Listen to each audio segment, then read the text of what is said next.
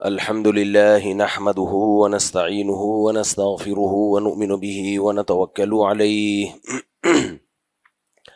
ونعوذ بالله من شرور أنفسنا ومن سيئات أعمالنا من يهده الله فلا مضل له ومن يضلله فلا هادي له ونشهد أن لا إله إلا الله وحده لا شريك له ونشهد أن سيدنا وحبيبنا وشفيعنا وسندنا محمدا عبده ورسوله صلى الله تعالى عليه وعلى آله وأصحابه وبارك وسلم تسليما كثيرا كثيرا أما بعد فأعوذ بالله من الشيطان الرجيم بسم الله الرحمن الرحيم يا أيها الناس اتقوا ربكم إن زلزلة الساعة شيء عظيم يوم ترونها تذهل كل مرضعة عما أرضعت وتضع كل ذات حمل حملها وترى الناس سكارى وما هم بسكارى ولكن عذاب الله شديد۔ قرآن مجید کی آیت تلاوت کی ہے، اللہ تعالیٰ سے دعا ہے اللہ تعالیٰ صحیح طرح سے بات کہنے کی، سننے کی، سمجھنے کی، اور پھر ہم سب کو اللہ تعالیٰ عمل کی توفیق عطا فرمائے۔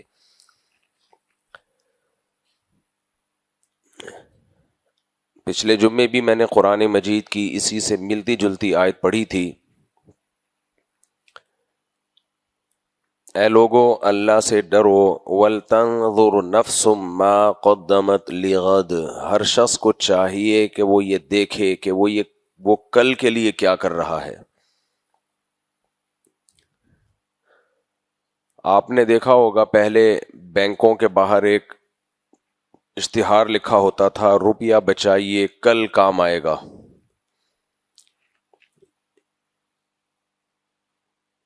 آج بچاؤ گے تو کل کام آئے گا۔ تو بینکوں کا مقصد یہ ہوتا ہے کہ آپ وہ روپیہ ہمیں دے دیں، آپ کے کل کام آ جائے گا، ہمارے ابھی کام آ جائے گا۔ سمجھ رہے ہیں؟ روپیہ بچائیے کل کام آئے گا۔ تو بچائیے کا مقصد یہ نہیں ہوتا کہ لاکر میں رکھ دیں آپ گولڈ خرید کے، بچائیے کا مقصد ہوتا ہے کہ آپ ابھی ہمیں دے دیں تاکہ ہمارے ابھی کام آ جائے اور آپ کے کل کام آئے، جس کل کا کچھ پتہ نہیں ہے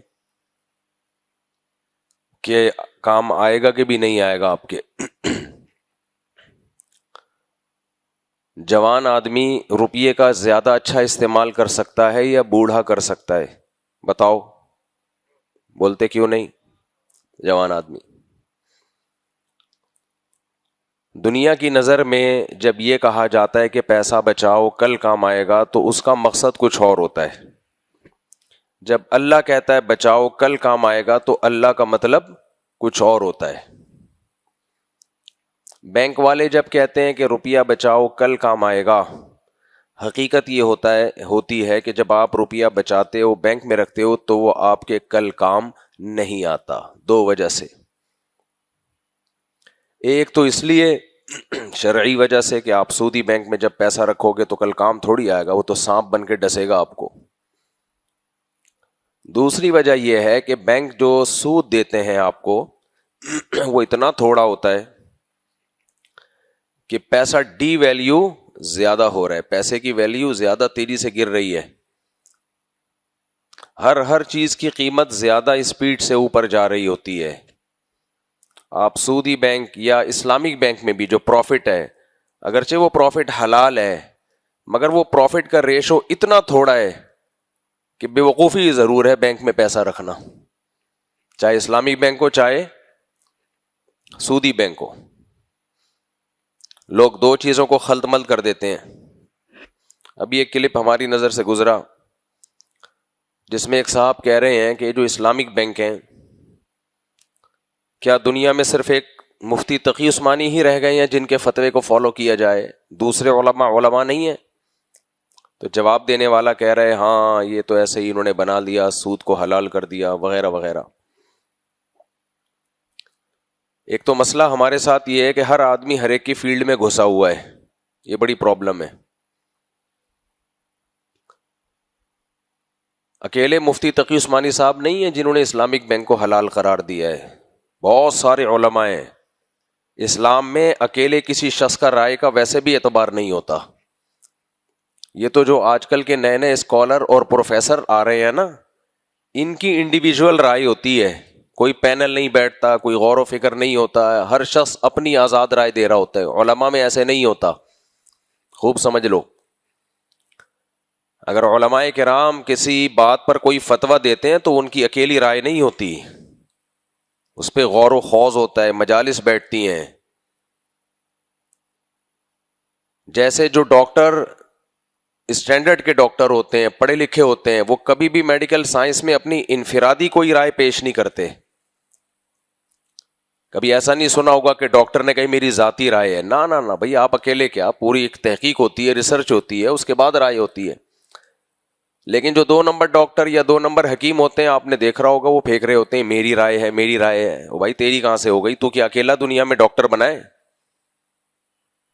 اپنی رائے کو دوسرے ڈاکٹروں پہ پیش کر، ہو سکتا ہے وہ بھی تمہاری رائے کے موافق ہو جائیں، ہو سکتا ہے وہ خلاف ہو جائیں۔ تو یہ بات خوب اچھی طرح سمجھ لیں، جو صحیح علماء ہوتے ہیں ان کی انڈیویجول رائے نہیں ہوتی اسلام میں، کیونکہ اسلام ابھی تھوڑی آیا ہے، 1400 سال سے چلتا آ رہا ہے۔ تو یہ کیسے ہو گیا کہ اکیلے تمہاری رائے ہے، باقی سب کیا کر رہے تھے؟ تو انڈیویجول رائے پروفیسر غامدی صاحب کی ہو سکتی ہے کہ میری ذاتی رائے، اور بھی لوگوں کی ہو سکتی ہے جو نئے نئے اسکالر مارکیٹ میں آ رہے ہیں۔ علماء کی کبھی بھی انفرادی رائے نہیں ہوتی، خوب سمجھ لو۔ مجھے بھی کچھ لوگ کہتے ہیں مفتی صاحب کی یہ فتوے میں یہ والا فتویٰ ان کی ذاتی رائے ہے۔ نہ بھائی، میری ذاتی رائے نہیں ہے، میں کوئی نیا دین تھوڑی لے کر آ رہا ہوں۔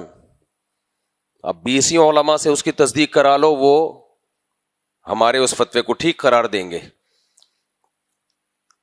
تو خوب سمجھ لیں، اسلام میں کسی کی کوئی ذاتی رائے بولو نہیں ہوتی کہ یہ آج اس پر قرآن نازل ہوا ہے، یہ الگ سے کچھ ایکسپلین کرے گا۔ تو تفردات ہوتے ہیں علماء کے، وہ بہت بڑے بڑے محقق ہوتے ہیں، لیکن ان کا تفرد بھی دیکھنے میں تفرد لگ رہا ہوتا ہے، حقیقت میں وہ تفرد نہیں ہوتا، اس سے پہلے کچھ لوگ اس پہ رائے قائم کر چکے ہوتے ہیں، اور دلائل کی دنیا میں اس تفرد کو غلط قرار دیا جاتا ہے۔ تو کیا میں یہ رہا تھا کہ اسلامک بینکنگ کی بات آ گئی تو مفتی تقی عثمانی صاحب کی جی یہ ذاتی رائے ہے، کوئی ذاتی رائے نہیں ہے، اس پہ بہت سارے علماء ہیں جن کے پینل بیٹھے ہیں، اس کے بعد غور و خوض کے ساتھ ایک رائے قائم کی ہے۔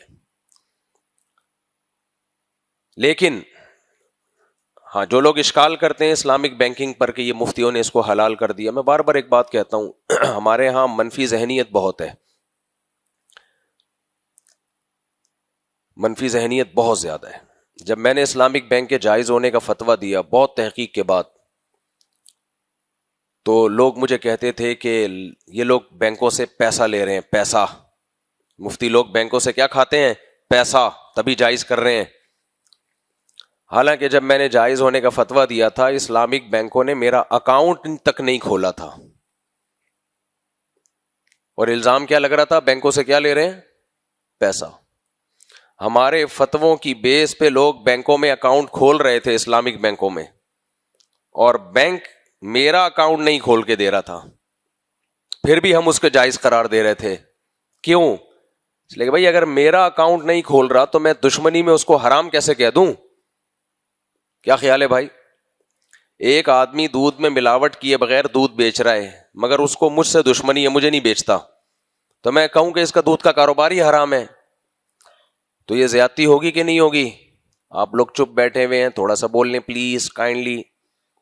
زیادتی ہوگی نا یار، تم اپنی دشمنی، وہ ٹھیک ہے آپ یہ بولو کہ بینک نالائق ہیں، مفتی طارق مسعود کا اکاؤنٹ نہیں کھول رہے، یہ بولو آپ، یہ تھوڑی ہوگا کہ یہ ناجائز ہو جائے گا۔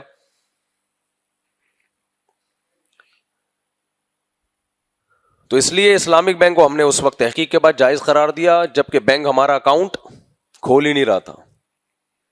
یہ بالکل ایسا ہی ہے جیسے درباری سرکاری لوگ ہمیں کہتے ہیں نا سرکار سے پیسے لیتے ہیں، سرکار سے نہ صرف یہ کہ ہمیں پیسے نہیں مل رہے، الٹا نقصانات ہو رہے ہیں سرکار سے ہمیں، پھر بھی سرکار کا کوئی صحیح کام ہوگا اس کو صحیح کہہ دیتے ہیں، غلط کام کو غلط کہہ دیتے ہیں۔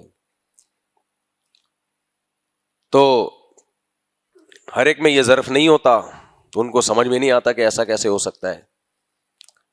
تو اب یہ ایک سوال پیدا ہوتا ہے, اسلامک بینک میرا اکاؤنٹ کیوں نہیں کھول رہے تھے؟ سوال پیدا ہوتا ہے کہ نہیں ہوتا؟ وہ اس لیے نہیں کھول رہے تھے کہ وہ دور تھا جب بڑی لڑائیاں چل رہی تھیں طالبان کی, ٹی ٹی پی کی, جو پاکستانی طالبان کی سوات میں بڑی لڑائیاں چل رہی تھیں نا, آرمی کے ساتھ پھڈے ہوئے تھے. میرا حلیہ یہ ہے, میں اس حلیے میں جاتا تھا بینک میں, تو وہ مجھے سمجھتے تھے کہ یہ بھی کوئی دہشت گرد تنظیم سے اس کا تعلق ہے, ڈرتے تھے. میں کہتا تھا بھائی میں سیدھا سیدھا یہیں کا رہنے والا آدمی ہوں, پگڑی ٹوپی نہیں بھائی, آپ کا حلیہ گیٹ اپ خطرناک. اب یہ تو نہیں ہو سکتا کہ میں پینٹ شرٹ پہن کے چلا جاؤں ان کے پاس. تو اس خوف سے کھولتے ہی نہیں تھے اکاؤنٹ, یہ مسئلہ تھا. تو خیر, لیکن اتنی بات ضرور ہے کہ جو چاہے اسلامک بینک ہو چاہے سودی بینک ہو, پیسہ بچانے کے لیے بینکوں میں پیسہ رکھنا حماقت کی اعلی مثال. پیسہ بچانے کے لیے بینکوں میں رکھنا, ایک تو ہوتا ہے حفاظت کے لیے بینک میں رکھنا کہ اس میں ٹرانزیکشن آسان ہوتی ہے, کہیں پیسے بھیجنا ریسیو کرنا, اس کے لیے اکاؤنٹ کھلوانا آج کل مجبوری ہے. تنخواہیں بھی جو آتی ہیں آج کل بینکوں میں ہی آتی ہیں, ریلائبل جتنے بھی ادارے ہیں ان میں ٹیکس کٹتا ہے, اس کے لیے اکاؤنٹ کھولنا ٹھیک ہے. لیکن اگر میرے بھائی اس نیت سے اکاؤنٹ کھولتے ہو یا اس میں پیسہ چھوڑتے ہو کہ سیونگ اکاؤنٹ ہے, کل پیسہ اس میں بڑھ جائے گا, تو ابھی سے آپ کو حماقت کا ایوارڈ میری طرف سے گفٹ. سمجھ رہے ہو؟ کیونکہ پروفٹ کا جو مارجن ہے وہ اتنا تھوڑا ہوتا ہے سودی بینکوں میں اور اسلامی بینکوں میں, دونوں میں. اچھا ہو سکتا ہے کوئی بینک کے کوئی مینیجر صاحب میرا یہ بیان سن کے غصہ کر رہے ہوں, میں ان سے کہوں گا آپ نے بھی سیونگ اکاؤنٹ میں اپنے پیسے نہیں رکھوائے ہوں گے بچانے کے لیے, محفوظ کرنے کے لیے تو رکھوائے ہوں گے, پیسہ بچانے کے لیے بزنس کے پوائنٹ آف ویو سے آپ بھی نہیں رکھو گے. اس لیے آپ کو پتا ہے کہ مفتی صاحب صحیح کہہ رہے ہیں بالکل. سمجھ رہے ہو کہ نہیں سمجھ رہے؟ پروفٹ اتنا تھوڑا ملتا ہے, ایسا ترسا کے اس میں بھی ٹیکس کٹتا ہے. پھر وہ پروفٹ آئے گا, آپ ایک دم تھوڑے سے خوش کہ تھوڑا سا تو کچھ کھچڑی انہوں نے کھلائی, اس میں سے جو ٹیکس کٹے گا وہ کھچڑی میں سے بھی جو بوٹیاں تھیں, جو پلاؤ میں سے جو بوٹیاں تھیں وہ بھی کھا گئے. سمجھتے ہو کہ نہیں سمجھتے؟ تو اس لیے پیسہ سیو کرنے کے لیے تو اکاؤنٹ کھلوائے جائیں تاکہ اس میں ٹرانزیکشن آسان ہو. کہیں بیرون ملک سفر کرنا ہوتا ہے تو بینک اسٹیٹمنٹ دیکھی جاتی ہے. ان سب چیزوں کے لیے ویل ڈن, بہترین. پیسہ کمانے کے لیے اگر آپ نے سیونگ اکاؤنٹ کھولا ہے, چاہے اسلامی ہو چاہے سودی ہو, تو اگر آپ کے کوئی رشتہ آئے نا, کوئی لڑکی آپ کے داماد آئے رشتہ لینے کے لیے, بننے والا داماد, تو اس سے پوچھ لیا کریں کہ تم نے بینک میں پیسے کیوں رکھوائے. اگر وہ جواب میں کہتے ہیں اس لیے رکھوائے تو میں پیسہ کماؤں گا, تو رشتے کا انکار کر دیا کریں. یہ بے وقوف آدمی آپ کے بچی کے مستقبل کو بھی تباہ کرے گا. اتنے بے وقوف والے کام کر رہا ہے, اس کا مطلب یہ بندہ ٹھیک نہیں ہے. بس سوچنے کے لیے کھوپڑی بولو نہیں ہے. بچائے کیسے جائیں پیسے؟ پھر میرا یہ ٹاپک نہیں ہے لیکن بیچ میں آ گیا تو میں بتا رہا ہوں, کسی بھی طریقے سے بچا لو بھائی. گولڈ خرید لو, کچھ نہیں سریا لے کے ڈال دو, وہ سریا بھی کافی مہنگا ہو جائے گا 1 سال میں. سمجھ رہے ہو؟ یہ سریا نہیں ہوتا, یہ لے کے کہیں ڈال دو. آپ کو جگہ نہیں ہے, لوہا خرید لو یار, گھر میں ایک کمرے میں لوہا خرید کے ڈال دو, اگلے سال وہ بھی زیادہ پروفٹ دے جائے گا. بوسی ٹکڑے خرید لو یار, 1 سال کے بعد وہ بھی پروفٹ دے کے جائیں گے. نہیں آئی سمجھ میں؟ بھوسی ٹکڑے خرید لو.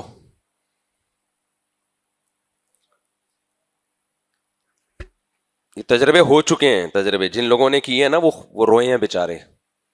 5 سال کے لیے بینک میں پیسہ باؤنڈ کر دیا, 5 سال کے بعد ڈبل ہو جائیں گے, جب ملے تو وہ ایسا روئے. تو چاہے اسلامک بینک ہو چاہے سودی بینک ہو, مقصد ان کا پیسہ کمانا ہے, کما کے آپ کو دینا نہیں ہے. یہ ذہن میں رکھو. لوگ اسلامک بینک پہ اعتراض کرتے ہیں, یہ تو پیسہ کما رہے ہیں, یہ تو یہ کر رہے ہیں, تو یہ تو حرام ہے. میں نے کہا بھائی پیسہ کمانا کہاں سے حرام ہو گیا؟ اگر جائز طریقے سے ہے, اسلامک بینک 6 بنیادی عقود پہ معاملہ کرتا ہے, تو وہ بنیادی عقود پریکٹیکلی اس میں ہو رہے ہوتے ہیں, لیکن وہ صدقہ خیرات کا ادارہ نہیں ہے, وہ نوٹ چھاپنے کا ادارہ ہے. جیسے جو ملٹی نیشنل کمپنیاں آپ کو جو چیزیں بیچتی ہیں, خوراک وراک بیچتی ہیں, ہم بتاتے ہیں ملٹی نیشنل کمپنیوں میں اگر کوئی کمپنی پیکنگ کی چیزیں بیچ رہی ہے, کھانے پینے کی پیکنگ کی چیزیں, دودھ پیکنگ کا اور جتنی چیزیں پیکنگ کی, تو پیکنگ کی چیزیں ساری دنیا کے ڈاکٹر منع کر رہے ہیں مت کھاؤ, کہہ رہے ہیں کہ نہیں کہہ رہے؟ اس میں کیمیکل ڈالے جاتے ہیں پریزرو کرنے کے لیے, اس کو سیو کرنے کے لیے, وہ کیمیکل ہماری باڈی کو نقصان دیتے ہیں. کیا خیال ہے, سب کہہ رہے ہیں کہ نہیں کہہ رہے؟ پیکنگ کا دودھ مت پیو. آپ کہو یہ مفتی صاحب کیا باتیں لے کے بیٹھ گئے؟ بھائی یہ میں شریعت ہی کو ایکسپلین کر رہا ہوں اپنی مثالوں کے ذریعے. لیکن کیا اس کی وجہ سے ان کمپنیوں کے کاروبار کو کوئی حرام کہتا ہے؟ بولو. نہیں, کوئی بھی حرام نہیں کہتا. پیکنگ کا دودھ بیچنا جائز, پیکنگ کی کریم بیچنا. ایک ملائی وہ ہوتی ہے جو ہم صبح صبح دودھ سے نکال کے کھاتے ہیں, کبھی چوری بھی کرتے ہیں, گھر سے چوری ہو رہی ہے, کبھی بتا کے بھی لے لیتے ہیں ملائی. یہ ایک ملائی ہے. ایک ملائی ہے ڈبہ پیک آ رہی ہے. صحت کے لیے کون سی اچھی ہے, ڈبہ پیک یا چوری والی؟ جو میں چوری کرتا ہوں وہ والی زیادہ اچھی ہے. یہ جو ڈبہ پیک بلائی ہے, اس کو تو پتہ نہیں بلائی ہے بھی کہ نہیں ہے, کیا نکالا جا رہا ہے.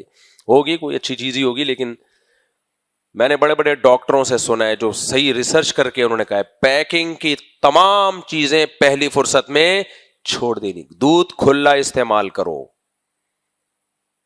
اس کے خلاف, اس دودھ کے خلاف اتنا پروپیگنڈا کمپنیوں نے کیا ہے, جراثیم والا دودھ ہے, بیکٹیریا ہوتے ہیں, ڈبے کا دودھ پیو. ڈبے کے دودھ کو بیکٹیریا لفٹ کرانے کے لیے تیار نہیں ہے. اب جراثیم بھی وہیں آتے ہیں جہاں انہیں کچھ نظر آتا ہے. اس ڈبے کو, دودھ کو کھول کے رکھ دو, خراب ہی نہیں ہوتا. تبھی میں لوگوں سے کہتا ہوں جس دودھ کو جراثیم بیکٹیریا لفٹ نہیں کرا رہا, اس دودھ کو آپ ڈبل قیمت پہ خرید کے پی رہے ہو. نہیں آ رہی سمجھ میں؟ او بھائی بیکٹیریا بھی جہاں پروٹین ہوگا صحیح نیچرل فارم میں, وہاں بیکٹیریا کیوں نہیں آئے گا؟ بلکہ آپ تجربہ کرو اپنے گھر میں, دودھ کی کھلے دودھ ہو نا, اس میں پیکنگ کا دودھ ڈال دو, کیمیکل نہیں ڈالو جو کیمیکل پیکنگ کے دودھ میں ہے, بلکہ دودھ ڈال دو, تو بھی آپ کا یہ دودھ خراب نہیں ہوگا.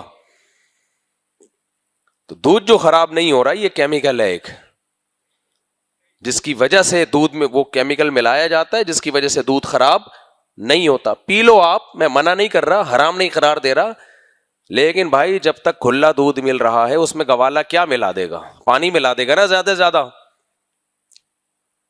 تو کیا ہو گیا, پانی ملا دیا, شکر کرو پانی مل گیا تمہیں اس بہانے. جائز نہیں ہے پانی ملانا, اس میں ایک مثال دے رہا ہوں, اس لیے آرگینک چیزوں پہ رہو. میرا ٹاپک نہیں ہے, تھوڑا سا کھسک رہا ہوں میں ٹاپک سے.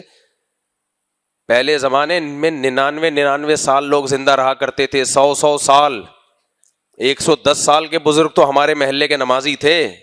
وہ بھی انتقال بیماری سے نہیں ہوا, گر کے کولے کی ہڈی ٹوٹی اس سے انتقال ہوا ہے, ورنہ ان کا پروگرام دنیا سے جانے کا بولو نہیں تھا. کیا وہ ڈبے کی چیزیں استعمال کر کے 110 سال تک پہنچے ہیں؟ یہی جراثیم والا کھلا دودھ پیا انہوں نے. کمپنیوں کے اپنے فائدے ہوتے ہیں جو انہوں نے ایک ہائپ کریٹ کی ہوتی ہے. کبھی کافی کے فضائل, کبھی چائے کے فضائل. ایک زمانے میں سگریٹ کے فضائل چلا کرتے تھے, پرانے اخبار اٹھا کے دیکھو, تھروٹ انفیکشن سگریٹ ختم کرتی ہے, پتہ نہیں کیا کیا. وہ تو ڈاکٹروں کو عقل آئی, انہوں نے مہم چلایا, بھائی کیا لگا دیا لوگوں کو کس چیز پہ. تو اس لیے لائف اسٹائل بھی دیسی اور خوراک بھی دیسی. سمجھتے ہو کہ نہیں سمجھتے؟ کوکنگ آئل ہے آپ کے سامنے, ایک ہے دیسی گھی. وہ دیسی گھی میں اتنے ڈرامے شروع ہو گئے ہیں. ابھی کیا میں ٹاپک سے ہٹ رہا ہوں یار, اب تھوڑا سا صحت کی بات کرنے دو, آپ کے فائدے کی بات ہے. دیسی گھی بھی عجیب عجیب لوگ کہتے ہیں ڈبہ کھولا ایک دم خوشبو کے بھبو کے, دیسی گھی. او بھائی ایسنس ڈالا ہے اس میں خوشبو کے لیے, الگ سے کیمیکل ڈالا ہے. اپنے باپ دادوں سے پوچھو, اتنا تو چرنے والی گائے کے گھی میں خوشبو نہیں آتی تھی؟ ہر چیز میں 2 نمبری یار، خدا کا خوف نہیں ہے.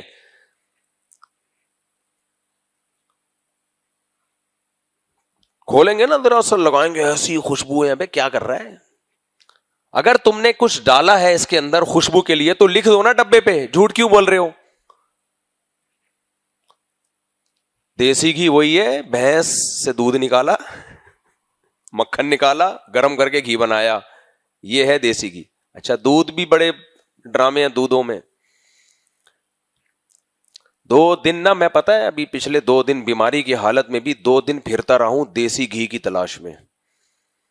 آپ کہو دیسی گھی 2 دن تک مفتی صاحب کو نہیں ملا؟ خالص گھی واقعی نہیں ملا.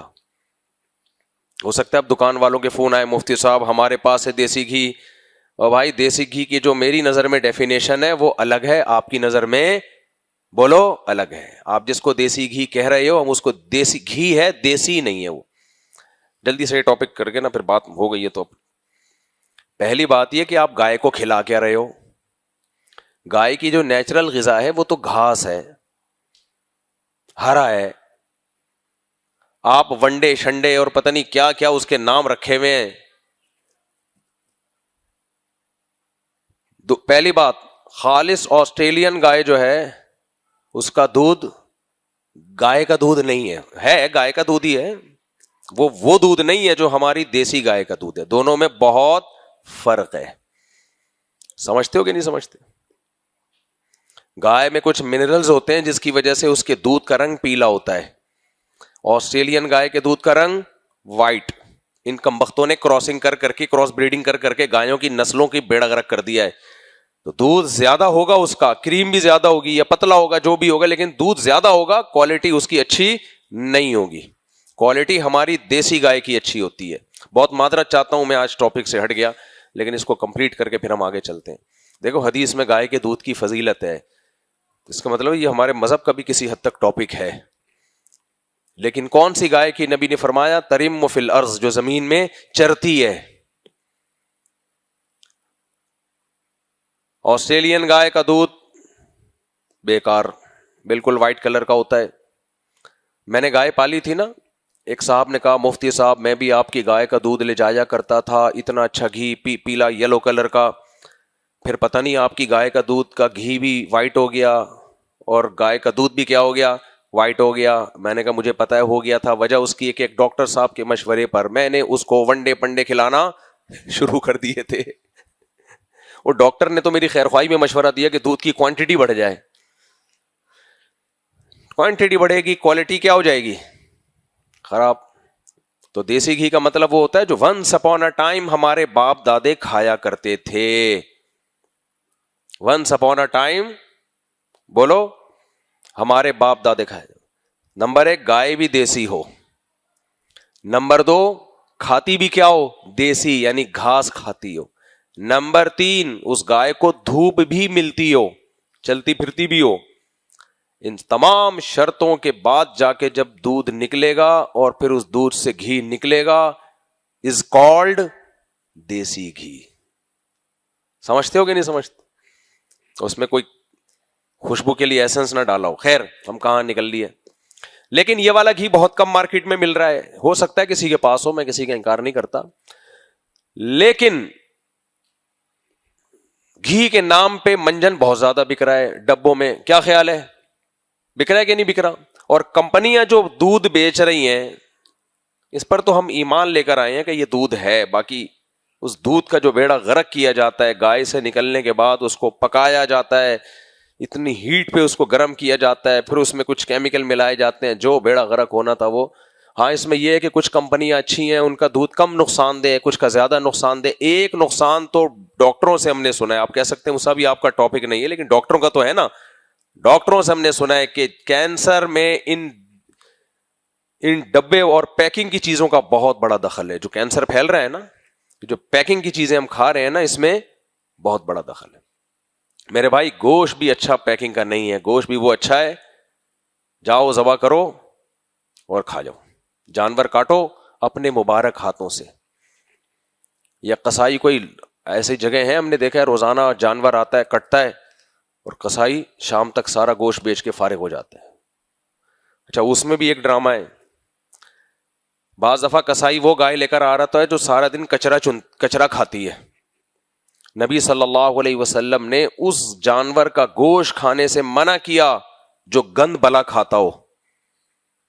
اب میں آپ کو وہمی نہیں بنا رہا, آپ چپکے سے قصائی سے گوشت خرید کے لا کے کھا لیا کریں, حلال حرام کا مسئلہ نہیں ہے.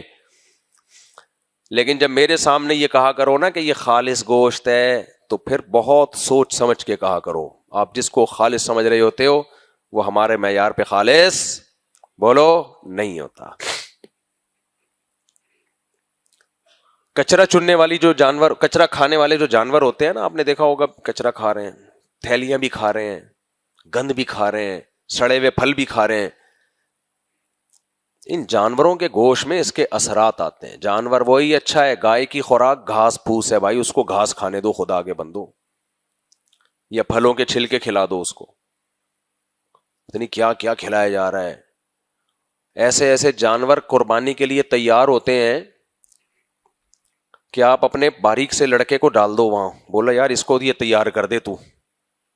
بعض لڑکے کراچی کے اتنے باریک دبلے پتلے, میرا بھانجا ہے نا بہت باریک سا, میں ایک فارم ہاؤس گیا, وہ بیل تیار ہو رہے ہیں قربانی کے لیے موٹے, ان کو بیلوں کو دیسی گھی آلو ٹھوسا جا رہا ہے, ان کے ٹھوسا جا رہا ہے. وہ نہیں کھا رہا, کہہ رہے نہیں کھا, تیرا باپ بھی کھائے گا, کیونکہ اس نے بیچنا ہے اس کو موٹا کر کے. بتاؤ اس کا گوشت کسی کام کا رہے گا؟ کسی کام کا گوشت نہیں ہے. کھڑے کھڑے کھلایا جاؤ. تو میں اپنے بھانجے کو لے گیا, میں نے کہا یار اس کو بھی پال دے یار, تو کتنے پیسے لے گا؟ 1 سال کے لیے تمہارے حوالے کر رہا ہوں, پیسہ بتا خالی تو. اس کو ایسا بنا دے. بن جاتے ہیں, بندے بھی بن جاتے ہیں, وہ بنا دے گا یہی چیزیں کھلا کھلا کے ٹھوس ٹھوس کے گول, لیکن نہ چلنے کے قابل, بولو دماغ بالکل غبی. تو وہ جانور ہوتا ہے جو چلے پھرے چرے, وہ اتنی جلدی بڑا نہیں ہوتا. خیر, تو میں اس لیے یہ کہہ رہا تھا کہ اس زمانے میں اگر کوئی شخص کہہ رہا ہے نا ہم خالص مال بیچتے ہیں, تو آپ اس کو بولا کرو کہ جھوٹ بولنے پر میں آپ کو سلوٹ کرتا ہوں, بہت خوشی ہوئی آپ نے جھوٹ بولا. پوری بات بتاتا کوئی نہیں ہے, یہ اللہ کا شکر ہے مجھے بتا دیتے ہیں تھوڑا سا لوگوں کے دل میں, جن لوگوں کے دل میں محبت ہے وہ بتا دیتے ہیں, اچھے لوگ ہیں. میں 1-2 جاننے والوں کے پاس گیا, میں نے کہا دیسی گھی خالص ہے, انہوں نے کہا خالص ہے, لیکن ونڈا کھلا رہے ہیں گائے کو, تو اس لیول کا نہیں ہے مفتی صاحب جس لیول کا آپ سمجھ رہے ہو. اچھے لوگ ہیں الحمدللہ, مجھے خوشی ہوئی کہ چلو یار جو جتنی بات ہے اتنی بتا دی. تو خیر, دیسی گھی کھایا کرو, خدا کی قسم بہت خاندانی چیز ہے, بہت خاندانی چیز ہے. تو بچوں کو کھلایا کرو, ایسے ٹماٹر ہو جائیں گے لال ٹماٹر. خیر, تو میں جو اصل بات کر رہا تھا وہ یہ کر رہا تھا کہ کمپنیاں پیکنگ کی چیزیں بیچ رہی ہیں, ڈاکٹر کہہ رہے ہیں اس میں صحت کو نقصان ہے, لیکن کوئی مفتی ان چیزوں کو حرام کہہ سکتا ہے؟ بولو, حرام کوئی نہیں کہے گا بھائی. کمپنی بتا رہی ہے کہ یہ ہم نے اس میں ڈالا ہے, اب تم خود تحقیق کر لو فائدے مند ہے نقصان دہ, ہم نے تھوڑی ذمہ داری لی ہے. تبھی آج تک کوئی مفتی اس کو حرام نہیں کہتا. تو اسلامک بینکوں کا بھی یہی حال ہے, حرام نہیں کہا جائے گا اس کو, نہ بھائی, حرام کے لیے خالص سود ہونا ضروری ہے, وہ نہیں ہے تو کیسے حرام کہہ دیں. لیکن کیا ہم یہ کہیں کہ آپ اپنے پیسے سیونگ اکاؤنٹ میں رکھ کے نوٹ چھاپا کرو, یہ مشورہ دے دیں؟ نہ. ہم کہتے ہیں کہ ملٹی نیشنل کمپنیاں جو چیزیں بیچ رہی ہیں وہ صحت کے لیے نہیں بیچ رہی, وہ پیسہ کمانے کے لیے بیچ رہی ہیں. کیا خیال ہے؟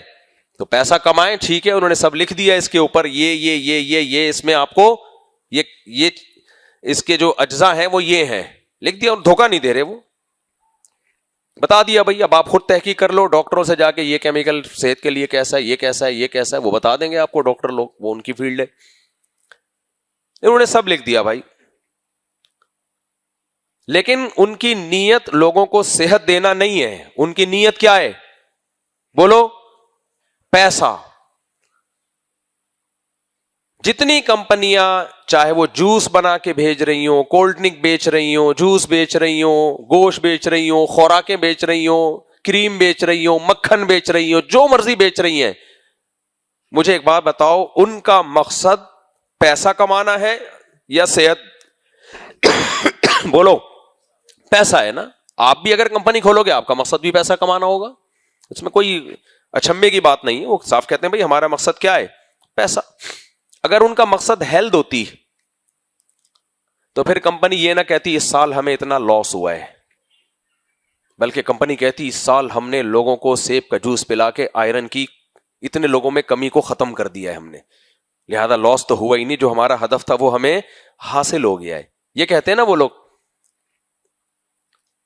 وہ کہتے ہیں بھائی اتنا بکنا چاہیے تھا نہیں بکا, یا کم ریٹ پہ بکا ہے تو لاس. لاس کا مطلب صحت کا لاس مراد نہیں ہوتا. لاس کا مطلب جو ہم نے توقع کی ہوئی تھی کہ اتنا پیسہ کمائیں گے, اس توقع سے ہمیں پیسہ کم حاصل ہوا ہے, لہذا ہمارا لاس ہے یہ. تو اس کا مقصد, آپ لاس کسے کہتے ہو, نقصان کسے کہتے ہو؟ جو ہدف ہے اس کو پورا نہ کرنا, اٹ از کالڈ نقصان. تو ان کا مقصد ہے پیسہ کمانا. جب وہ نہیں کما پاتے تو وہ کہتے ہیں اس سال ہمیں اتنا لاس ہوا. جب پروفٹ ہوتا ہے تو وہ کہتے ہیں اس سال ہمیں اتنا پروفٹ ہوا. حالانکہ پروفٹ, اگر ان کا مقصد لوگوں کی صحت ہوتی, وہ کہتے ہیں اس سال ہمارے جوس پی پی کے اتنے لوگوں کو طاقت توانائی ملی, اتنی بیماریاں دنیا سے کائنات سے ختم ہو گئیں, لہذا اس سال ہمارا یہ پروفٹ ہے. کبھی ایسا دیکھا آپ نے کہیں؟ کیا خیال ہے بھائی؟ یہ جو ہمارے کھلا دودھ بیچ رہے ہیں ان کا بھی مقصد پیسہ کمانا ہوتا ہے. یہ کہتے ہیں ہمیں اتنا لاس ہوا, اتنا فائدہ ہوا, مطلب اتنا دودھ بک گیا اتنا. تو اس سے یہ پتا چلا کہ جتنی بھی کمپنیاں ہیں یا جتنے بھی کھلے دودھ بک رہے ہیں, ان کا کسی کا بھی مقصد صحت نہیں ہے, بلکہ کیا ہے؟ پیسہ. صحت ہمارا ہدف ہے, لہذا ہم نے دیکھنا ہے کہ کس سے کوئی چیز لینی ہے, کس سے نہیں لینی. سمجھتے ہو کہ نہیں سمجھتے؟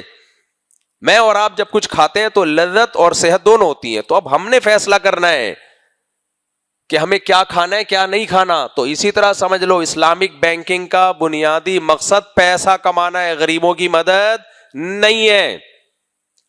پیسہ سیو اس نیت سے نہیں کرانا ہے لوگوں کا کہ کل ان کے کام آئے گا, اس لیے کرانا ہے کہ آج ہمارے کام آ جائے.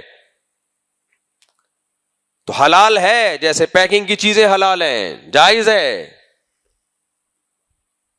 سودی بینک میں اکاؤنٹ مت کھلواؤ, کھلوانا ہے تو اسلامک بینک میں کھلواؤ تاکہ سود کے گناہ سے بچو. لیکن اگر آپ کا مقصد آپ کا پیسہ کمانا ہے, دولت کمانی ہے, تو میں کبھی بھی آپ کو یہ مشورہ نہیں دوں گا. سمجھتے ہو گے نہیں سمجھتے؟ اور اس بیس پہ اسلامک بینک کو حرام بھی نہیں قرار دیا جا سکتا کہ ان کا مقصد تو نوٹ چھاپنا ہے. لوگ یہ کہہ رہے ہوتے ہیں بھئی یہ تو پیسہ کما رہے ہیں, غریب کو تو یہ گھر بنانے کے لیے پیسہ ہی نہیں دیتے, غریب کو تو یہ گاڑی کے لیے فائنینس ہی نہیں کرتے غریب کے لیے. لوگ پھر میرا دماغ چاٹتے ہیں, یہ کیسا اسلامک بینک ہے؟ یہ تو پہلے آپ کی اسٹیٹمنٹ چیک کرتا ہے کہ آپ گاڑی کی قسطیں ادا بھی کر سکتے ہو, آپ مکان میں 20% 30% شرکت کر بھی سکتے ہو, آپ قسطیں, آپ تو یہ تو مالداروں کے لیے غریبوں کے لیے تو ہے ہی نہیں, تو یہ کہاں سے اسلامک بینک ہو گیا؟ تو میں ان کا جواب میں یہ کہتا ہوں اسلامک بینک کے لیے یہ ضروری ہے کہ وہ سودی لین دین سے بچ رہا ہو, اس کا معاملات شرعی عقود کے تحت ہوں. اسلامی ہونے کے لیے یہ ضروری نہیں ہے کہ غریبوں کی مدد کر رہا ہو. غریبوں کی مدد فاؤنڈیشن ٹرسٹ ان کے ذمہ ہوتی ہے, تو اس کا بزنس ہے, وہ بتاتے ہیں ہمارا کیا ہے بزنس, اور وہ جو پروفٹ ہوگا وہ بھی آپ کو بتا دیتے, 5 سال پیسہ رکھو گے اتنا پروفٹ ملے گا, 10 سال پیسہ رکھو گے اتنا پروفٹ ملے گا. وہ اس میں جھوٹ نہیں بولتے, وہ اتنا ملے گا بھائی.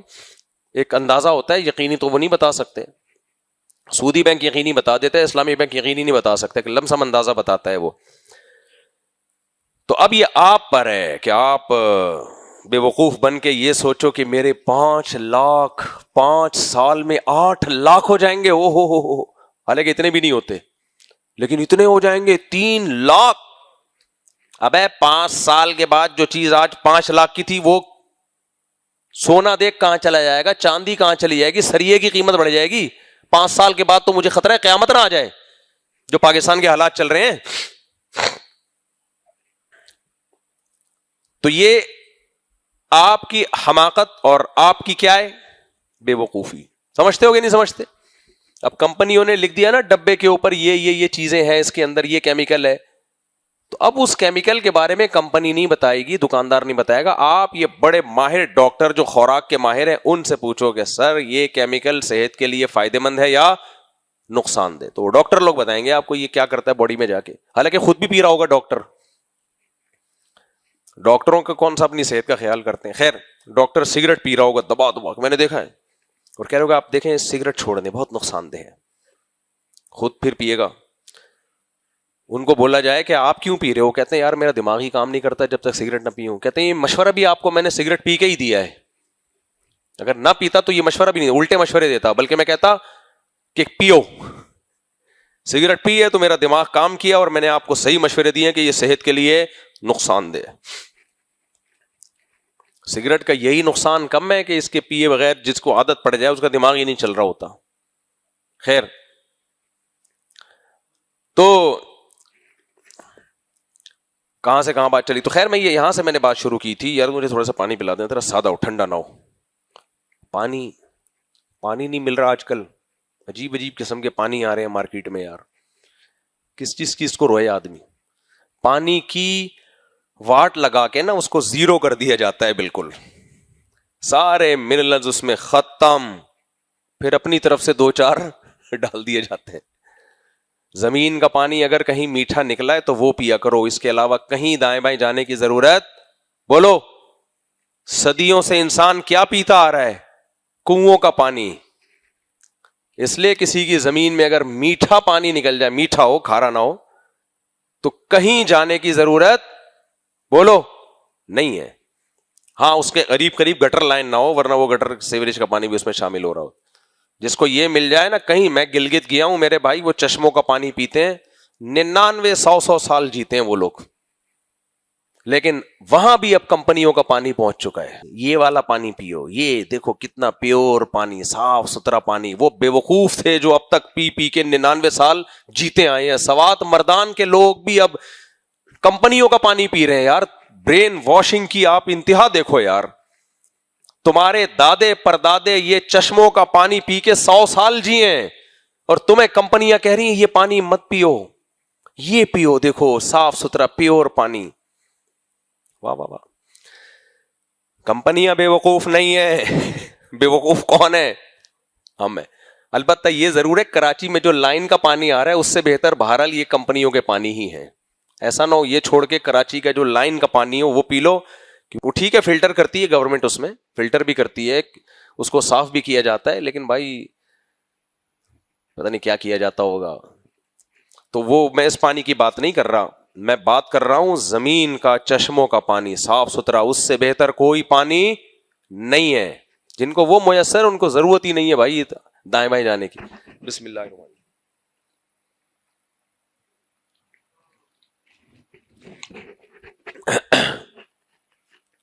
تو خیر میں یہ عرض کر رہا تھا, جو میں بیان لے کے چلا تھا, بیان یہ تھا کہ بینکوں پہ لکھا ہوا ہوتا ہے روپیہ بچائیے کل کام آئے گا. اب پتہ نہیں لکھا ہوتا نہیں ہوتا, پہلے بہت لکھا ہوتا تھا. تو ان کا مقصد کیا ہوتا ہے, روپیہ ہمارے اکاؤنٹ میں ڈال دیں, ہمارے پاس, یعنی اپنا اکاؤنٹ کھول کے ہمارے پاس سیو کر لیں, آپ کے کل کام آئے گا, ہمارے آج ہی کام آ جائے گا. وہ آپ کے کل کی فکر کر رہے ہیں لیکن اپنی آج کی فکر کر رہے ہیں. سمجھتے ہو کہ نہیں سمجھتے؟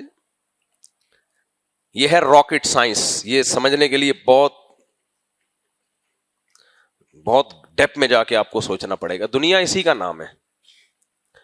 اسلام کیا کہتا ہے بھائی؟ اسلام یہ کہتا ہے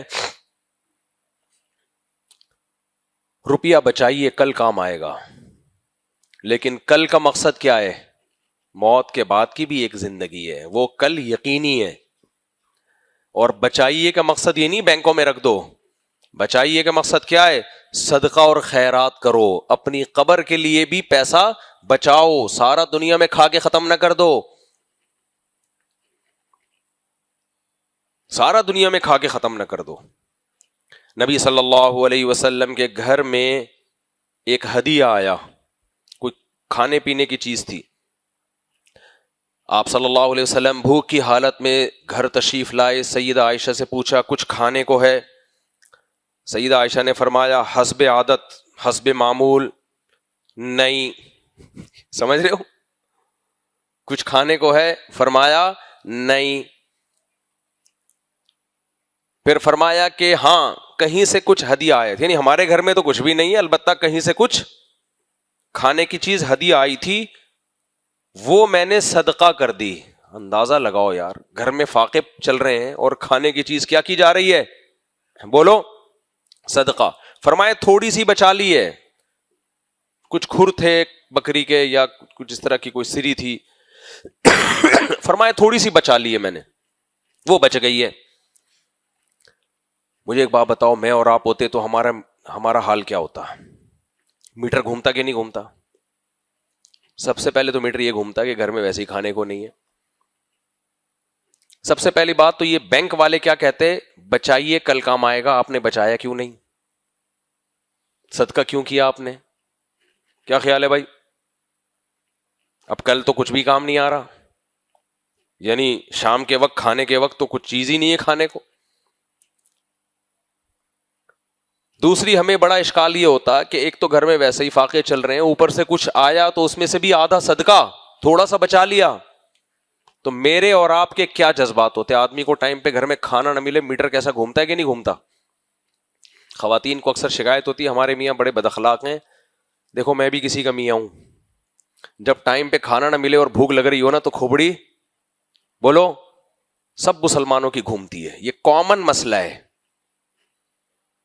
یہ کیا ہے؟ جب بھوک لگ رہی ہو اور آپ نے گھر میں کھانے کا بتا، میرے ساتھ تو مسئلہ ہی مجھے پہلے بتانا پڑتا ہے کہ کس گھر میں کھانا ہے، کیونکہ گھر والوں کو پتہ نہیں ہوتا کدھر جائے گا، یہ کدھر کو ٹن مارے گا. تو میں نے بتا بھی دیا ہو کہ گھر میں کھانا بنا لو، میں آؤں بھوک لگ رہی ہو اور کھانا نہ ملے تو بہرحال ہم تو بد اخلاق لوگ ہیں بھائی. کھوپڑی گھومتی ہے کہ نہیں گھومتی؟ غصہ آتا ہے کہ نہیں آتا؟ کیونکہ بھوک لگ رہی ہے. اور پھر غصہ اس لیے بھی آ جاتا ہے آدمی کو کہ اس کی وجہ سے آگے کا سارا شیڈول آؤٹ ہو جاتا ہے. کھانا ٹائم پہ ملے، گھنٹہ بیٹھ کے انتظار کرو، پھر آگے کسی کو ٹائم دیا ہوا ہے وہ بھی میٹنگ لیٹ ہو جائے گی، جتنے سارے کام ہیں ڈیلے ہوتے چلے جائیں گے. اس لیے بھی کھوپڑی گھومتی ہے. بہرحال ہم تو بد اخلاق لوگ ہیں، اللہ ہمیں بھی با اخلاق بنا دے، نبی جیسے اخلاق دیتے ہمیں بھی. لیکن سید الانبیاء صلی اللہ علیہ وسلم کے اخلاق دیکھو بھائی، بھوک کی حالت میں. اور نبی کی بھوک کی حالت وہ نہیں تھی جو میری اور آپ کی بھوک کی حالت ہے. ہماری بھوک ہوتی ہے صبح 2 پراٹھے کھائے ہوئے ہیں، دوپہر لنچ کا ٹائم ہے، بھوک بھی کنفرم نہیں ہے کہ محسوس سی ہو رہی ہے کہ شاید بھوک لگ رہی ہو، اس پہ ہمیں غصہ آ جاتا ہے.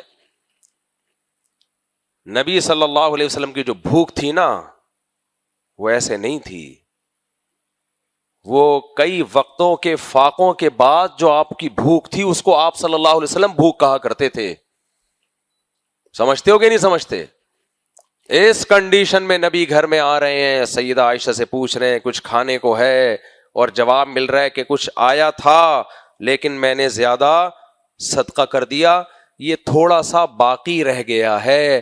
اور نبی کو غصہ بولو نہیں آ رہا، بلکہ اپریشیٹ کر رہے ہیں، تعریف کر رہے ہیں. اے عائشہ تم جو کہہ رہی ہو یہ تھوڑا سا باقی ہے، باقی وہ ہے جو صدقہ کر دیا، یہ تو ضائع ہو جائے گا. یہ ضائع کا مطلب ختم ہو جائے گا. نہیں آئی میرا خیال ہے بات؟ پہلے زمانے میں ایسا ہوتا تھا، تبھی تو نبی صلی اللہ علیہ وسلم کامیاب لیڈر تھے.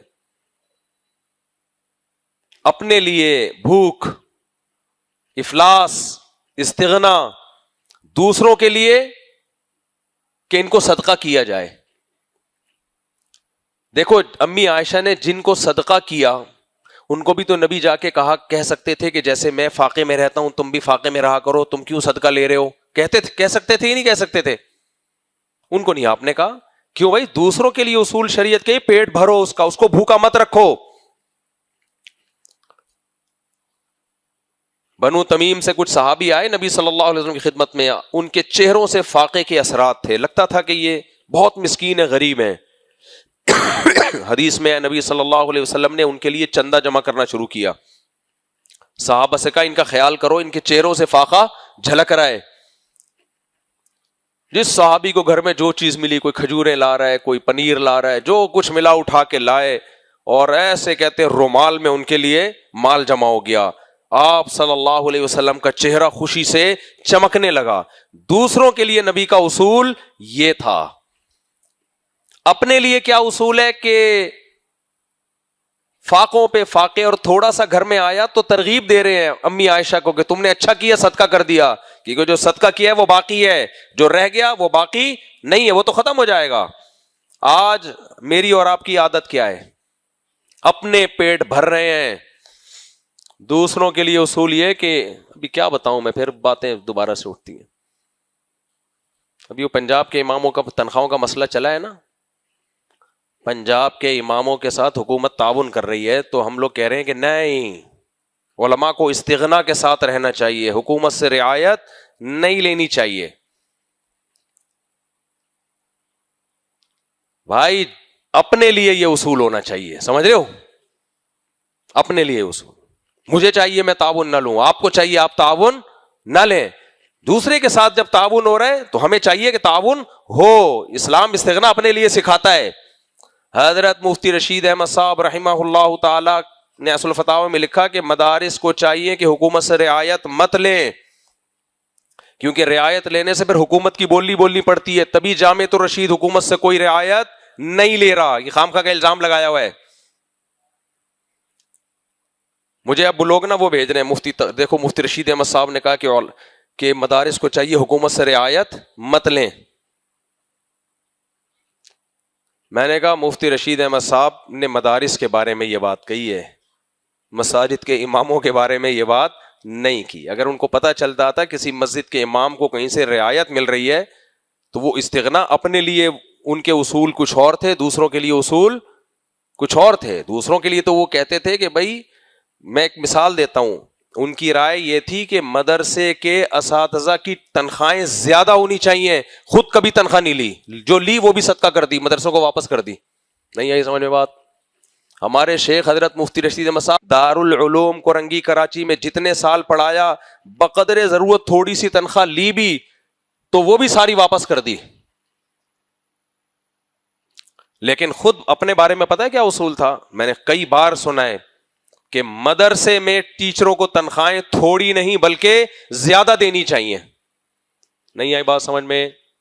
اب یہ کتنی بری بات ہوتی, میں کسی مدرسے کا محتمم ہوں, ساری مراعات میں لے رہا ہوں, جب ٹیچر آتے ہیں تنخواہ مانگنے میں کہتا ہوں تنخواہ تھوڑی ہونی چاہیے کیونکہ علماء کا غریب رہنا زیادہ اچھا ہے, دنیا کی محبت پیدا ہوگی.